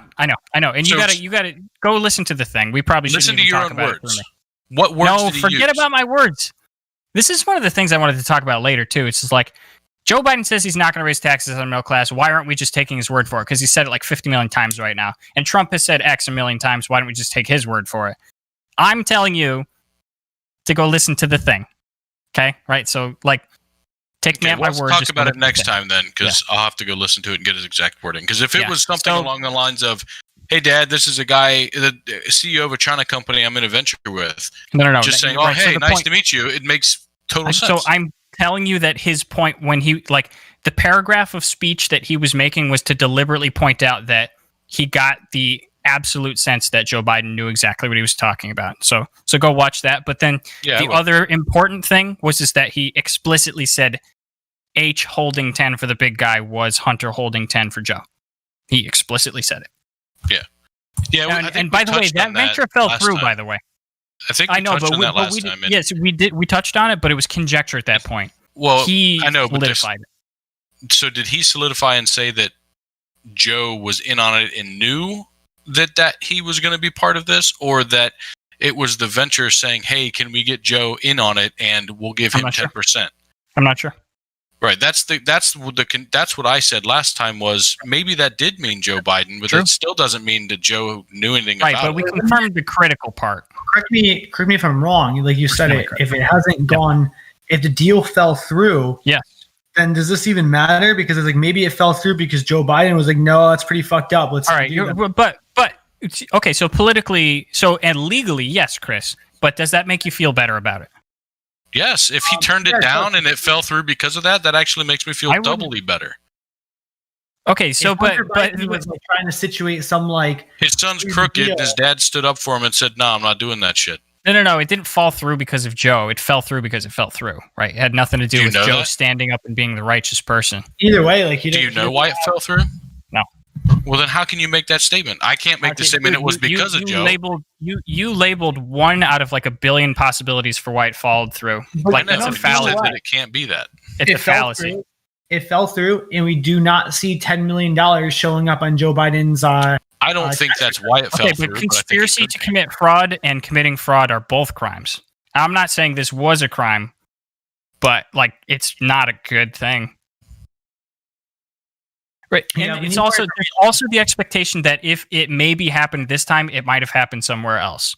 Right. Yeah. And obviously conjecture. Obviously. I know that. I understand that. But like I'm just trying to point out like it doesn't look good.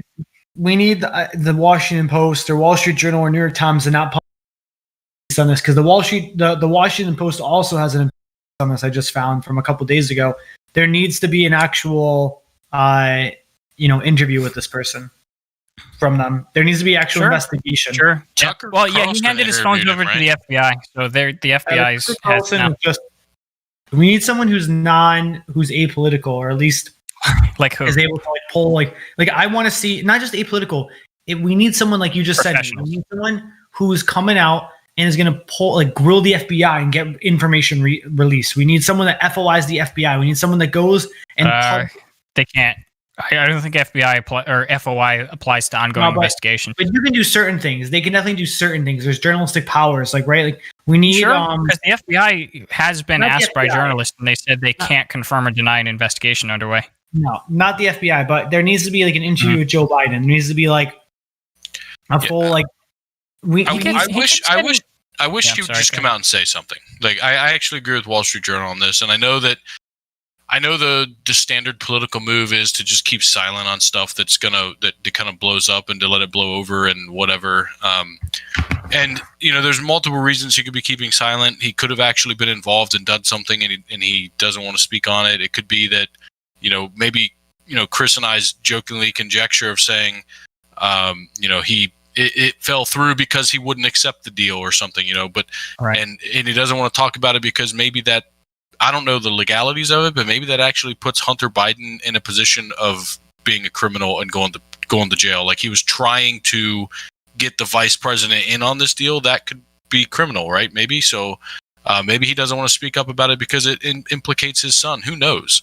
But the thing that I keep coming back to in my head whenever I see anything about this, and more information is better. I want more facts. I want more data. But the bottom line is, when this was blowing up earlier in the year or 2 years, what caused the eventual impeachment? Yeah. Late 2019, early 2020. All of the investigations, bipartisan, Senate-led, Republican-led, everything came back with no data, no conclusive evidence, no anything showing that Biden did anything wrong. And so, Yeah, but I to be would- fair, I'm he happy wasn't the that- subject of that investigation. Trump was. Trump was all right. Trump was the point of the impeachment investigation, but Yeah. the reason that happened was because they were all investigating and pushing to find out information about Biden. Okay, so I was very involved with this at the time. I was listening to podcasts and other podcasts and more podcasts on it day in and day out.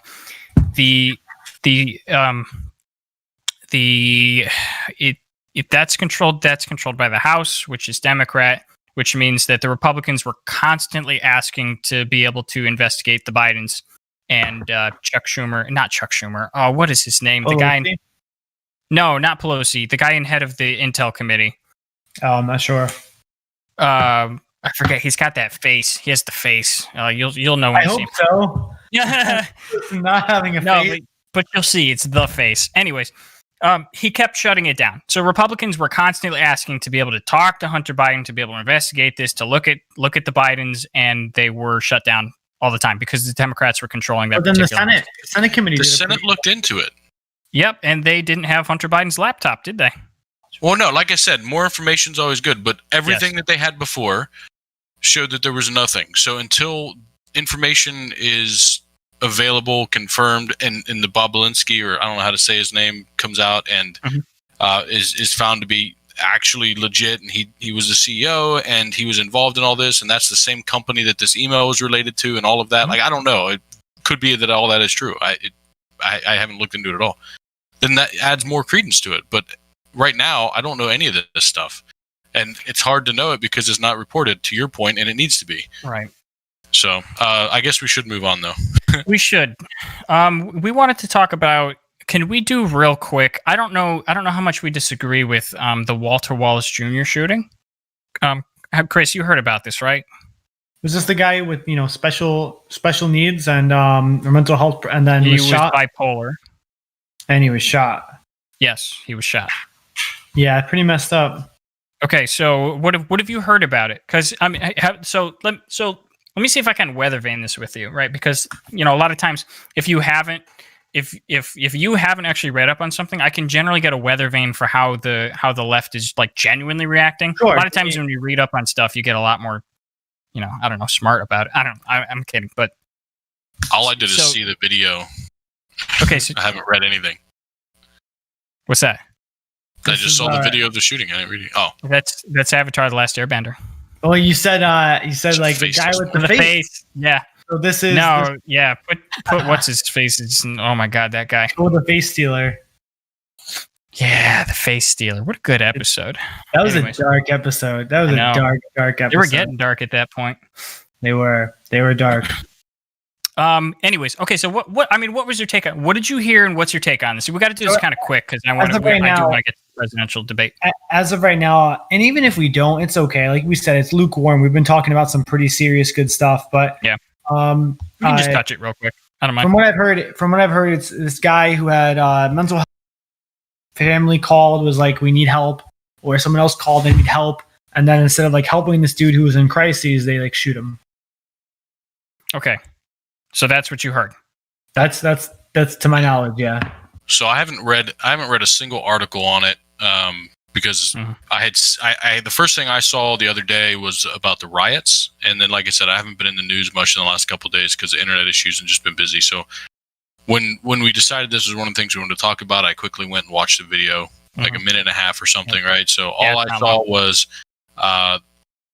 cops with their guns drawn were in between two cars, yelling for a person to drop their knife, and they were backing up, and the person holding a knife was coming at them with the knife, not running but not walking slowly either, definitely aggressively. Yep. They get free of the cars. The officers with their backs to the camera turn and continue to take a couple steps back. The person with the knife comes out from between the cars and comes towards them, and then they open fire. Oh, I didn't know he had a knife. So Yeah. So my let me my, just hit my on that thing real is quick. my thing is like at some point, you always look at it and you're like, you wish and hope that there was a way that they could have resolved the situation without killing a person. But there's that line you have to draw where he's putting the officers or other bystanders' lives at risk, possibly. If he takes off running so at that point where they did shoot him, it didn't look like there was anybody in the line of fire behind him. So if he took off running a little bit one direction or the other, and there was bystanders around, then what could they do? What if he grabbed one of them and held him hostage? Like, the situation could escalate. So, from an officer's perspective, you got to look at it and think, what are the options? What are the likelihoods of these things happening? And it's all going through their head so fast. Chris, do you want the video? I can send it to you if you want to watch it real quick.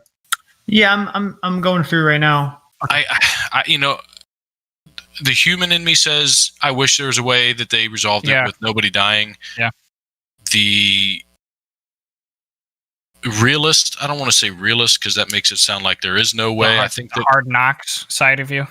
yeah, the other side of me understands. Like, I don't think this was racially driven. I don't think they were like, hey, look, another black guy we can shoot. You know, like, I don't think it was anything like that. I think it was a guy coming at them with a knife, and they made a decision. They felt like either their lives or other people's lives were in danger because of this person, and they fired. I don't know what information they had ahead of time. I don't know if this person was, Chris said he had bipolar. I don't know if this person, Well, I think, if they knew he had issues, they were informed. But to be honest with you, people in my family have bipolar. Bipolar isn't like, oh, you don't know where you're at and you don't know what you're doing anymore, right? Bipolar isn't that way, at least from the people I know, and I know several people that have it. So it varies. And it varies, but it could have been that he's bipolar and he was really down and he wanted to die. That is something that happens with bipolar. Happens, yeah. So don't take this like that. I'm not trying to say that that's what happened by any stretch of the means. I'm just saying, like, bipolar is a crazy thing. Yeah. I think though, it's like, this is what makes me upset about this is that so if I'm driving my car and I'm a police officer, I'm driving by, downtown Plainville, and this person running around with a knife, like, yeah, that's pretty bad. Probably should use some force, whatever you gotta do, tase him if it becomes necessary to pull a firearm because you told him to put down the knife and he doesn't do it. Sure, I can kind of see that.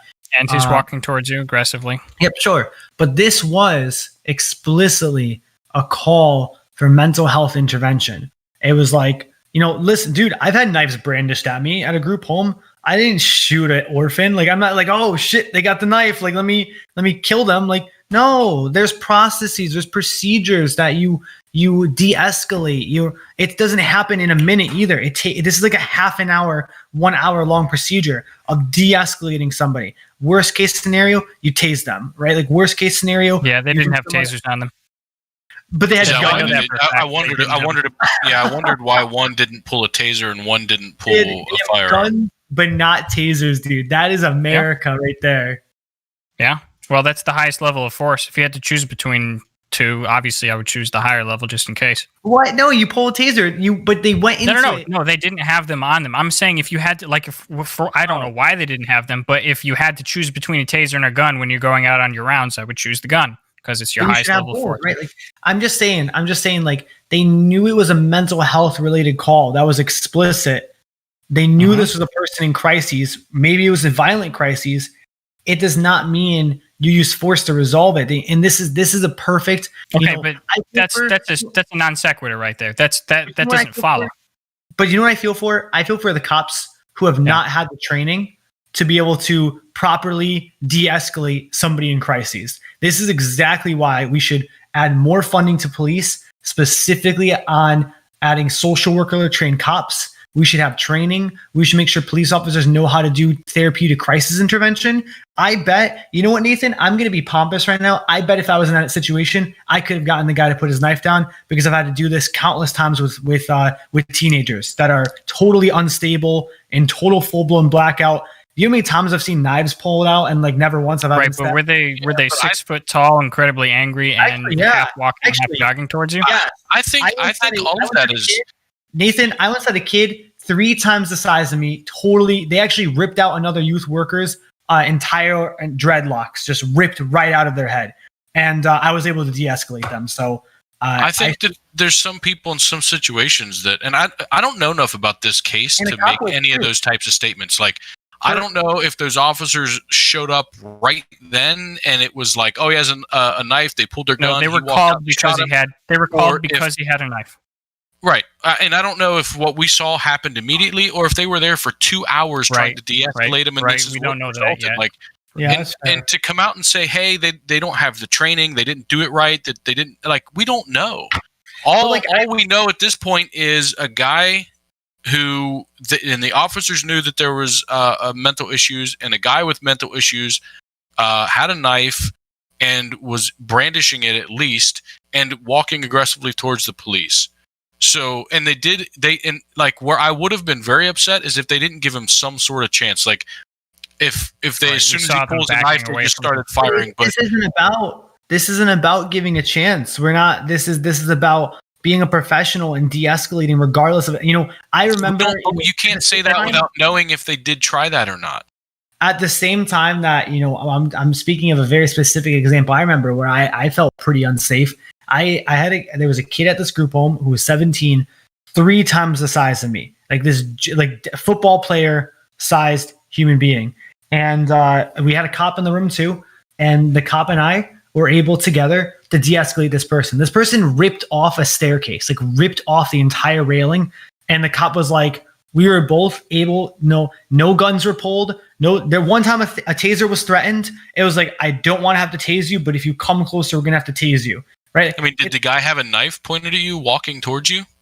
This kid had a weapon. Yeah. They had a pole that was covered in nails. They had a whole. Okay. Were they walking towards you with intent? Like this guy clearly had. So like, once again, it's different. It's different if you're walking towards an unarmed person like that, right? Because the everybody expects something different. Like the person who knows if you're unarmed and is being aggressive towards you generally expects less of a consequence. But if you're walking towards 2 armed cops who have their weapons pointed towards you, brandishing the knife, your intent is very obvious to everybody, including the cops. And this person clearly was unstable. They clearly needed help. But those cops need to go home to their families. They do, and they could have taken a few steps back. They did. They made lots of space for him. They probably should have had tasers on them. Again, I think they should have. I wish from the minute and a half I know of this, right? Yeah. I don't know anything else. So when more and 100% more information is going to come out, and when it does, my point of view is probably going to change as more comes out. Yes, for the minute and a half I've seen, I wish that they had tasers on them, and one of the officers pulled a taser, and the other one pulled a gun, and the taser was fired. And if it was ineffective, then they could have resorted to the gun if they had to, but at least attempted a non-lethal method first. With 2 officers there, as long as they were able to work together and in concert, like that could have happened. That would have been in my mind from this minute and a half a great scenario, but. Apparently they didn't have tasers for some reason. But I do understand if you're a single officer and you pull your taser on somebody, they don't work sometimes. And so I'm just saying, it's a tough call. It is, but from my own personal experience as someone who's been in the relative situations like this of like high stress, the goal is never to cause harm to a person. The goal is to de-escalate them, no matter how long it takes, no matter how annoying it is. And there's ways to make yourself like there's trainings in this. I have had every year. Well, now I don't because of son, but every year I've had to go through a 30 to 40 hour training on de-escalation. Like I have certificates that aren't just like bullshit paper. Like they actually matter. Like there's ways that when crises are happening that you can say, there's ways to train your body to not freak out. Like there's moments where like, when you have a kid rip a railing off in front of you and they're holding a piece of wood with nails, and then you have a cop next to you. There's trainings for me and the cop to not tackle this kid or shoot this kid. There's trainings when I see, and I say kid, but please keep in mind, like a 17-year-old bodybuilder is. How old was he? 17-year-old bodybuilder likes the kid. Like this kid would rip me in half. I'm so tiny, dude. Like I'm okay, like Chris. I would hope that if that guy aggressively began walking towards you, or let's say jogging towards you, brandishing that thing like he's going to hit you, I would hope that cop shot him for you. I don't want that guy dead. This is not coming from a place where I don't like him or I don't care about him or I don't care about poor people or black people or anything like that.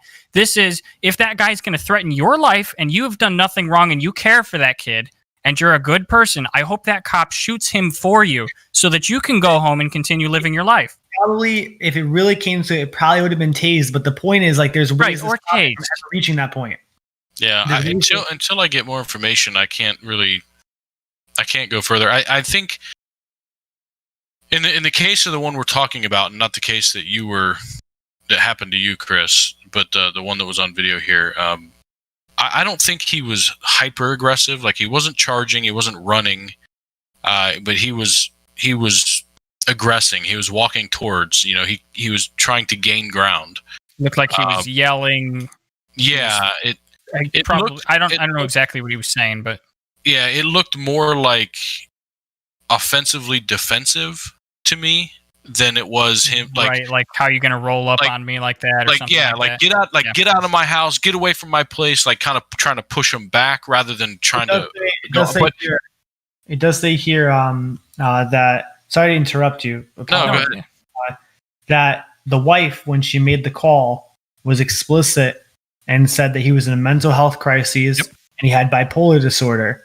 And so, to me, that this is more systemic than just this example. I think we're looking at one spoke of the wheel. We have to look at the whole wheel. This is a perfect, like, I can't think of a more, and it's not a leftist argument. This is a societal reform argument. Cannot be a better cookie cutter example of why we need to have, social workers deployed alongside police officers, or psychiatrists or counselors deployed. Like, we should have police officers who are also social workers or counselors. Like, we should have a police force comprised of both. Like, I agree. This is a perfect example. Like, this would have been totally solved if you had a version of myself or another social worker or someone. Again, maybe. We don't know enough to say that. You don't know if they worked with this guy for an hour before he came after him.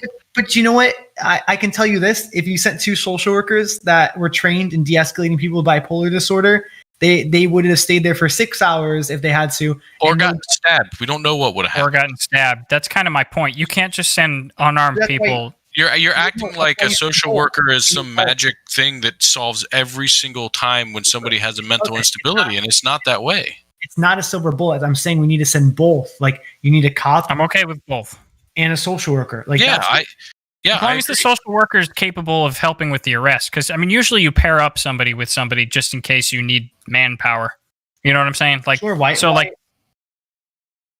if they needed to be subduing this guy, that social worker can't be like me, 5'10", 135 pounds. The social worker has to be a trained person who can assist the cop. Sure, yeah, and I'm here for that, right? Like, I'm not. I mean, like, and this is what we need police that are truly, because this is systemic. This is 2 police officers. But Chris, all right. So here's my issue though. So the problem is that what happened. This is our system. We do have police, and this thing did happen, right? So the police were fairly well justified in defending themselves against this person, right? Yeah, I don't think they'll even get charged. Right. They're on desk duty. They're not even suspended. Like, they're going to be fine in their careers because this person was walking at them aggressively with a knife. I'm not saying it's a good thing that this guy's dead. It is a tragedy. However, these cops were well within their rights to do what they did, and good. So now my point is that this is how the system is currently, and this has resulted in 2 days of massive protests and just looting out the wazoo. Thousands of people looting. Yeah, this one doesn't for a seem justified racially, shoot. This doesn't. That seem was not racially tinged. Like Yeah. what evidence at all is there? Like, that's the thing, is like we just assume that it's a black guy, right? That's why we put it in the headlines, because people think it's racially tinged. Like, what evidence at all do we have that this had anything to do with race? And I'm not talking about systemic racism. That's a harder, more subtle argument to either put on it or take away from it. Like what evidence do we have at all that this had anything to do with race? There's no reason there's rioting and looting right now. That's absurd. Okay. All right. Yeah. That was kind of. But generally, both sides have agreed with that all the way through, right? But it's happening. Who are these people? So they're like, why was it getting protested at all? First of all, there was people that want to riot and loot. No. Hold on. I'm going to walk you back a little bit there. There were peaceful protests throughout the day and into the evening. I don't even know why peaceful protesters went home and the rioters and looters came out. I agree. I think if this would have happened a year ago, there would have not been most likely any protests, any riots, or any looting, right? I think the reason that we're seeing it now is because we're on top of the mountain, and any tiny little thing is triggering us, right? Like we've climbed it so far. There's been so many cases time after time. And now anything, people are just jumping on board and saying, see another example. And to kind of build off that, is a great analogy that I think is helpful to use. And I think this is the temperament of the country right now, is like, imagine Imagine a water bottle. Let me see if I can even find one. But that's I can imagine. I'm Imagine a imagining it. I got it. And if the water bottle is totally empty, maybe a tiny bit of water, like one sip left, and I scrunch it, and it's like totally squeeze the bottle, no water's coming out. Now, if the water bottle is halfway filled, yeah, some water is going to come out. If it's totally filled, it's going to just whoosh, like water everywhere. What's the water in this analogy? The water is like the temperament of the country, the stress, the ability, like Yes. how Yeah, the I'll agree. coping, right? And so right now, our bottle is just totally filled up, and so any slight pressure on the outside just causes us to burst. We just are overflowing. So it's like, this, yeah, you're right. It probably wouldn't have caused a march or a protest a year ago. I probably would have, maybe had some serious conversations come out of it and whatnot. But now, after George Floyd, after everything else, in the middle of this election, our water bottle is just like at the brim. It's like you uncap it, no one's taking a sip, and then someone just kind of like that to it. I think anytime somebody gets shot and killed by the police, there should be some level of serious conversations about it. But I don't think it should be a national story.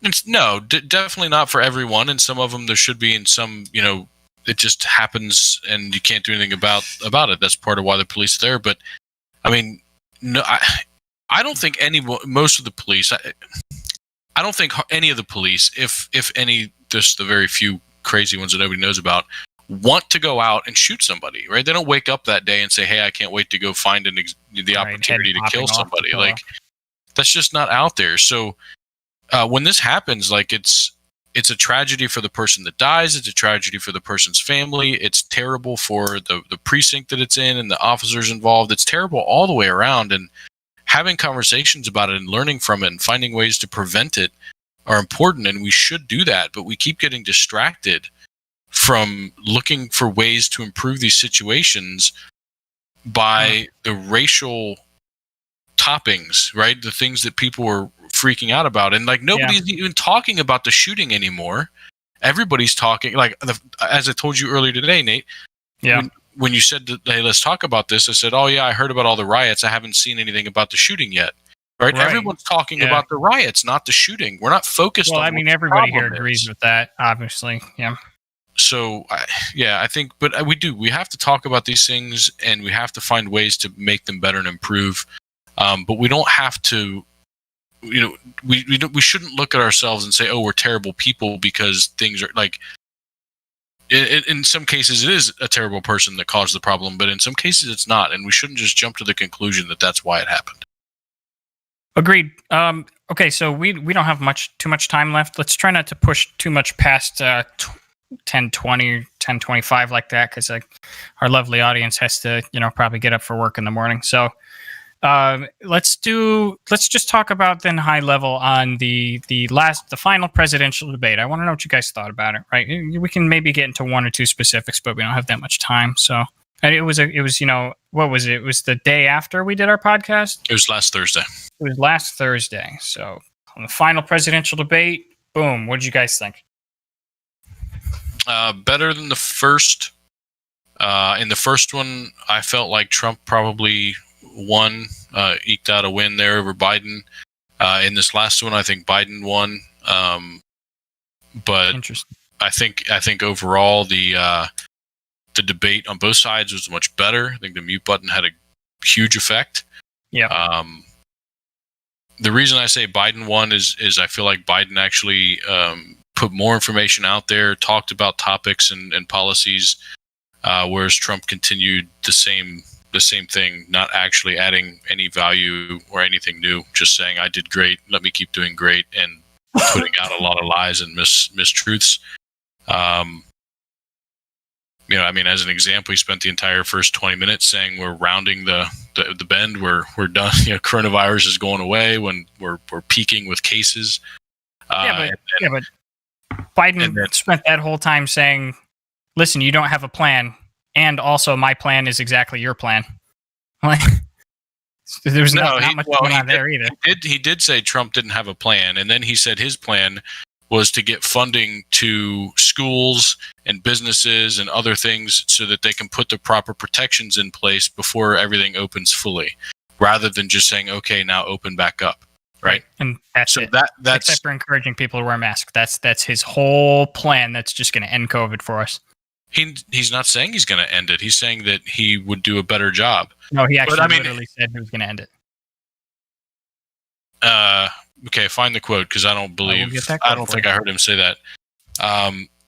And Trump kept saying like the vaccine's going to be ready in weeks, which he's been saying for months. Yep, I agree. I don't agree. He's probably lying about that or exaggerating. The vaccine, one of the companies he gave as an example of the vaccine that's going to be available, canceled their trial because it wasn't working.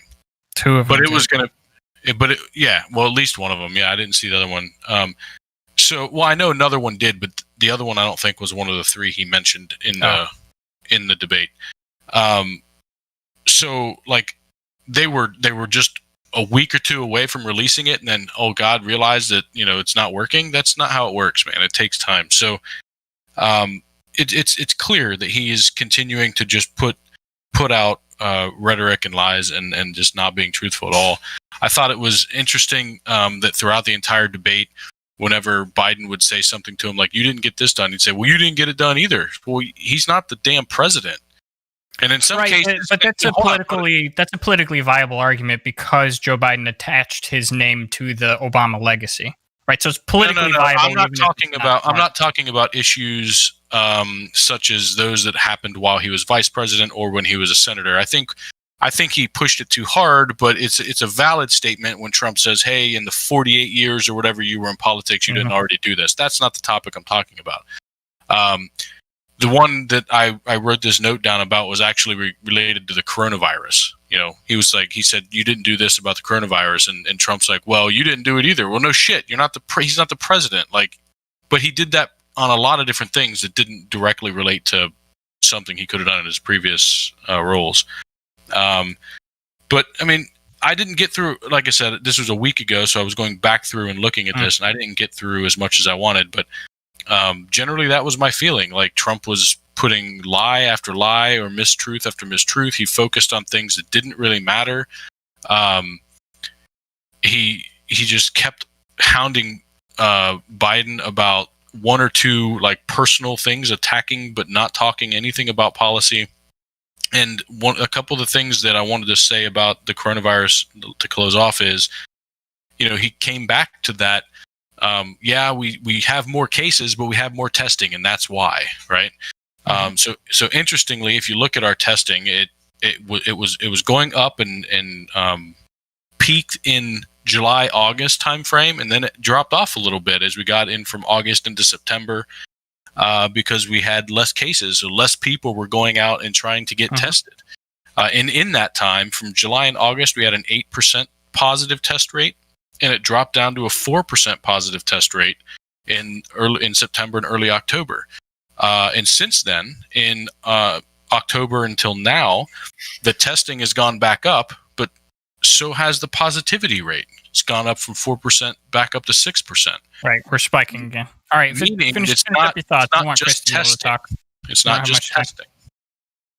Anyway, that's all I was going to say. Is like he's obviously lying. He's either too stupid to understand the data, or purposefully lying to mislead the population.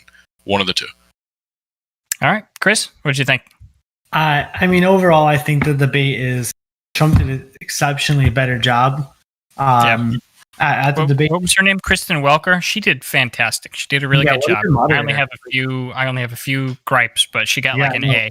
She definitely. So I mean, I think for me is that at the end of the day, this debate didn't do anything for anybody other than if you were voting for Trump beforehand, you're still voting for Trump now. If you're voting for Biden, you're still voting for Biden. If anything, maybe some people who were going to write in Ronald Reagan are now going to be like, I guess I can write in Trump because they're like, I guess he can speak somewhat coherently. But otherwise, unfortunately, I always look at the debate in the framework of like what's the goal of a debate, right? The debate is not for us to celebrate over our person. The debate is not for you and I. The debate is for those who potentially up in the air of where their vote's going to go. That's the whole point of the debate. Mhm. And to me, this debate didn't actually do anything in terms of changing any voter preference. I don't think anyone really is. It could be argued that some of the polls are narrowing. Some of the national polls. If anything, it protected Trump. I think it may have insulated him a bit. And on that side, I don't think there's a winner of this debate. I do think, because again, I don't think there was one candidate that came out significantly stronger than the other. If anything, it probably insulated Trump a little bit. It probably protected some votes, because it's not that Trump gained votes, but he did prevent himself from losing votes, like the first debate. Yeah. Okay, so for my big takeaways, pretty much everything you guys already said, except for Tim, who's wrong about everything. The demeanor was amazing. I thought he was acting as presidential as we've seen him since the State of the Union address. Setting the bar high there, bud. I know. 4 more years, baby. Let's do it. So there were two big things, right? So the moderation went way better, and I don't even think it was necessarily the mute. It was the threat of the mute that seemed to control it kicked them. in a few times. It did, but it was almost arbitrary. One of them was like a warning, because they blipped it and he came right back in, and then the other one, they just cut off his last 2 words. So it was almost arbitrary. But two big things, and then we'll have to wrap up for tonight. The one big thing is that Joe Biden admitted to. He said his plan was to phase out oil, right? Yeah, I thought that was huge. Yeah, right. And that's not really going to do him any favors in Pennsylvania, where fracking is like the big industry out there, right? That's like 100,000 people or so employed in oil out there. So that was probably a tactical error, but like Chris said, we're not sure exactly how much is going to shift. There's not too many undecided voters, anyways. Go ahead. To be fair, I think it's not that he's going to phase out these 4 years. We're talking like 30, 40, 50 years in the future. It's like, that's really what those people are still going to be somewhat alive for that. Yeah, and to your point, they don't all understand that either, right? Like him saying that, I think that was an error on his part in saying that. I think he alienated some people with that. Right. At least a tactical error. Yeah. And then I liked that he said it. You what? I said, but I liked that he said it. I don't like it at all. I don't like it from a tactical standpoint, but it's the reality of the future. What else did I want to say? I had something else. Hold on. Tax return. He had a decent explanation for his tax return. I don't know if it's still under audit, but think about the same explanation. It's under audit. But think about it. Like, he is literally getting targeted by the Southern District of New York. Like, every 3 or 4 months, they open up some new investigation into him. So I would actually not be surprised if he was being audited. But he made a decent point. He said Mueller spent $40 million investigating everything about him, and they went through his tax, and there was nothing wrong there. So that was people don't want you to release it so that they can show that you were doing something illegal or not. That's not the only reason. And by the way, the IRS came out and said that even if they were auditing you, you're free to release your tax return. No, they just said that they weren't auditing him. No, they came out and said, even if we are auditing you, you can send me that article if you haven't. All right, I will. No. Man, what did I want to say? I don't know. I had like another really good point. I don't know. He did pretty well, Trump. I think he was fairly presidential, and since I'm not going to stall this any longer, because I really want to say the point I had, but I wouldn't say he was presidential. I would say he was like. Not compared to like normal presidents. I mean, like compared to how he has been, right? Yeah, so, a middle school group project leader. So I remembered what I was going to say. So just real quick, and then we'll let our lovely audience go for tonight. So he called out Joe Biden one point, and it was just, to me, it was the most glorious point of the debates, of any of his interactions with Joe Biden. So there was one point during the debate where Trump was really kind of pressing Joe Biden on the corruption allegations. He was kind of going at it, which I thought he did a decent job prosecuting. I didn't want him to, but the way that he did it was actually okay. But so he was pushing that really hard. And I think the second round of like them going at it on that particular issue, Joe Biden did a very inartful, pivot, right? So mostly politicians are usually, they're supposed to be pretty good at pivots where they kind of like they're just like slimy oil, where they just take what you said and they kind of like take it and they just turn and then talk about whatever they want to talk about. And Joe Biden tried this a little bit later on in the debate where he's like, you know what? Why are we talking about this China stuff? We're talking about it because Trump doesn't want to talk about the real issues. And then he did that politician thing where he turns to the camera, he looks straight at the camera, and he's like, "Listen, America, you're sitting at home worrying about not being able to buy your bald tires for next year." Like, and then he went into like a it's supposed to be like an emotional outreach to Americans who are looking right into the camera, right into his beady eyes. And then Trump literally just was like, "Hey, did you see that? Did you see that? Typical politician looking at you at home, talking about the kitchen table. Typical politician." It was my favorite. It was my favorite moment. It was a powerful moment. Equally. Yes. I'm not gonna lie. That was a powerful, like, ooh, Joe Biden. Like, because Joe Biden's not that good at it, so it was like, you know what? Another good moment that I was like, I think he did pay it back. At least my side got a moment. Is Joe Biden finally just came out and was like, you know what? Fuck it, I'm saying it.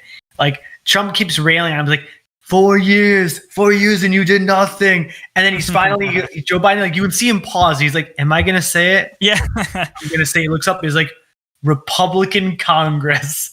And Trump was just like. You thought that was a positive moment? That was like, so for me, that was like a dropped ball. Like, it was just dead silence after that. I loved it. I loved it. No, it was a moment where it was like, on the left, we were just like, yes, finally, we're not ignoring these like jabs anymore. Because that's the truth. It was a Republican Congress that blocked all of Obama's like court nominations, and then they made it 2/3. And then Trump. And it's the same reason why the ACA turned out so poor, right? They got the ACA through, then the Congress flips, and then the Republicans block all the shit that needed to go into it to make it work. And so it's expensive as fuck for everybody and doesn't work. Trump's response is basically just like, well, you have to give him something. It's like, okay, that's not a good. But he said you got to work with him, Joe. You got to work with him. But there was is that why he's got the stimulus bill done?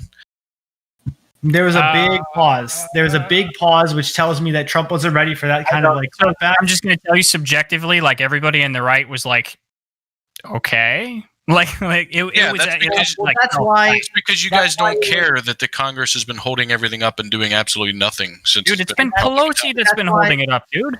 It is not. It literally is. Pelosi. The House released the coronavirus bill in the middle of the summer, and the Republicans still haven't voted on it. Right, because it's crap. And the Republicans, and then the Senate also just rushed through Coney Barrett and then decided to go on vacation until after the election, preventing any chance. Decided. Vacation was pre-planned. That's why it was risky. This is why it was a risky move for Joe Biden to say that, because it was like, well, it's not winning him any votes. It's actually probably like might have lost him some moderate right votes, but he's like, you know what, I'm done. Kind of just like. It was just like a breath of fresh air. He stopped being political for a moment. He's like, no, it's like, you know what? Republicans actually kind of sucked for us. Yeah, I wish he would have handled that differently. I mean, Trump came at him a few times saying that, like multiple times, like, why didn't you get this done while you were vice president? Why didn't you get this done when you were, in office? You can hear the campaign staff like speaking in his ear, like, Mr. President, you got to hammer this. It's like,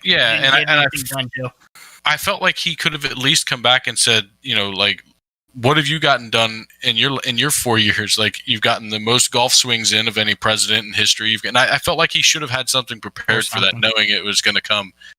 Because Trump really hasn't gotten very much done in his presidency either. He's written a book of executive orders that actually have no legal basis or anything behind them. That's about it. Yeah. Fair enough. Okay. A little harder. So we should. I think we're good. Yeah, I think we're good. There was some other stuff. We'll be good in a week. I got a study about coronavirus. I'll bring it up next week. It's a really good one. So I guess with that, we'll probably call it quits for tonight. So, thanks everybody for watching. Make sure you hit that like and subscribe button if you haven't already. So by the time we have another podcast, we're going to have the new president. The election will be hopefully new president, right? Yeah, definitely tune in next week for some very sad and happy faces.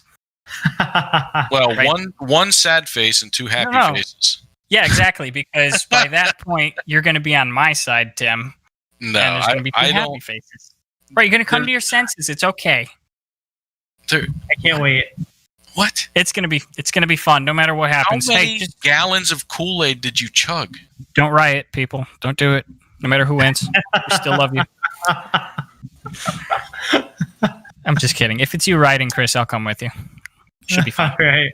All right. Good night, everybody. Thanks for watching. Good night, guys.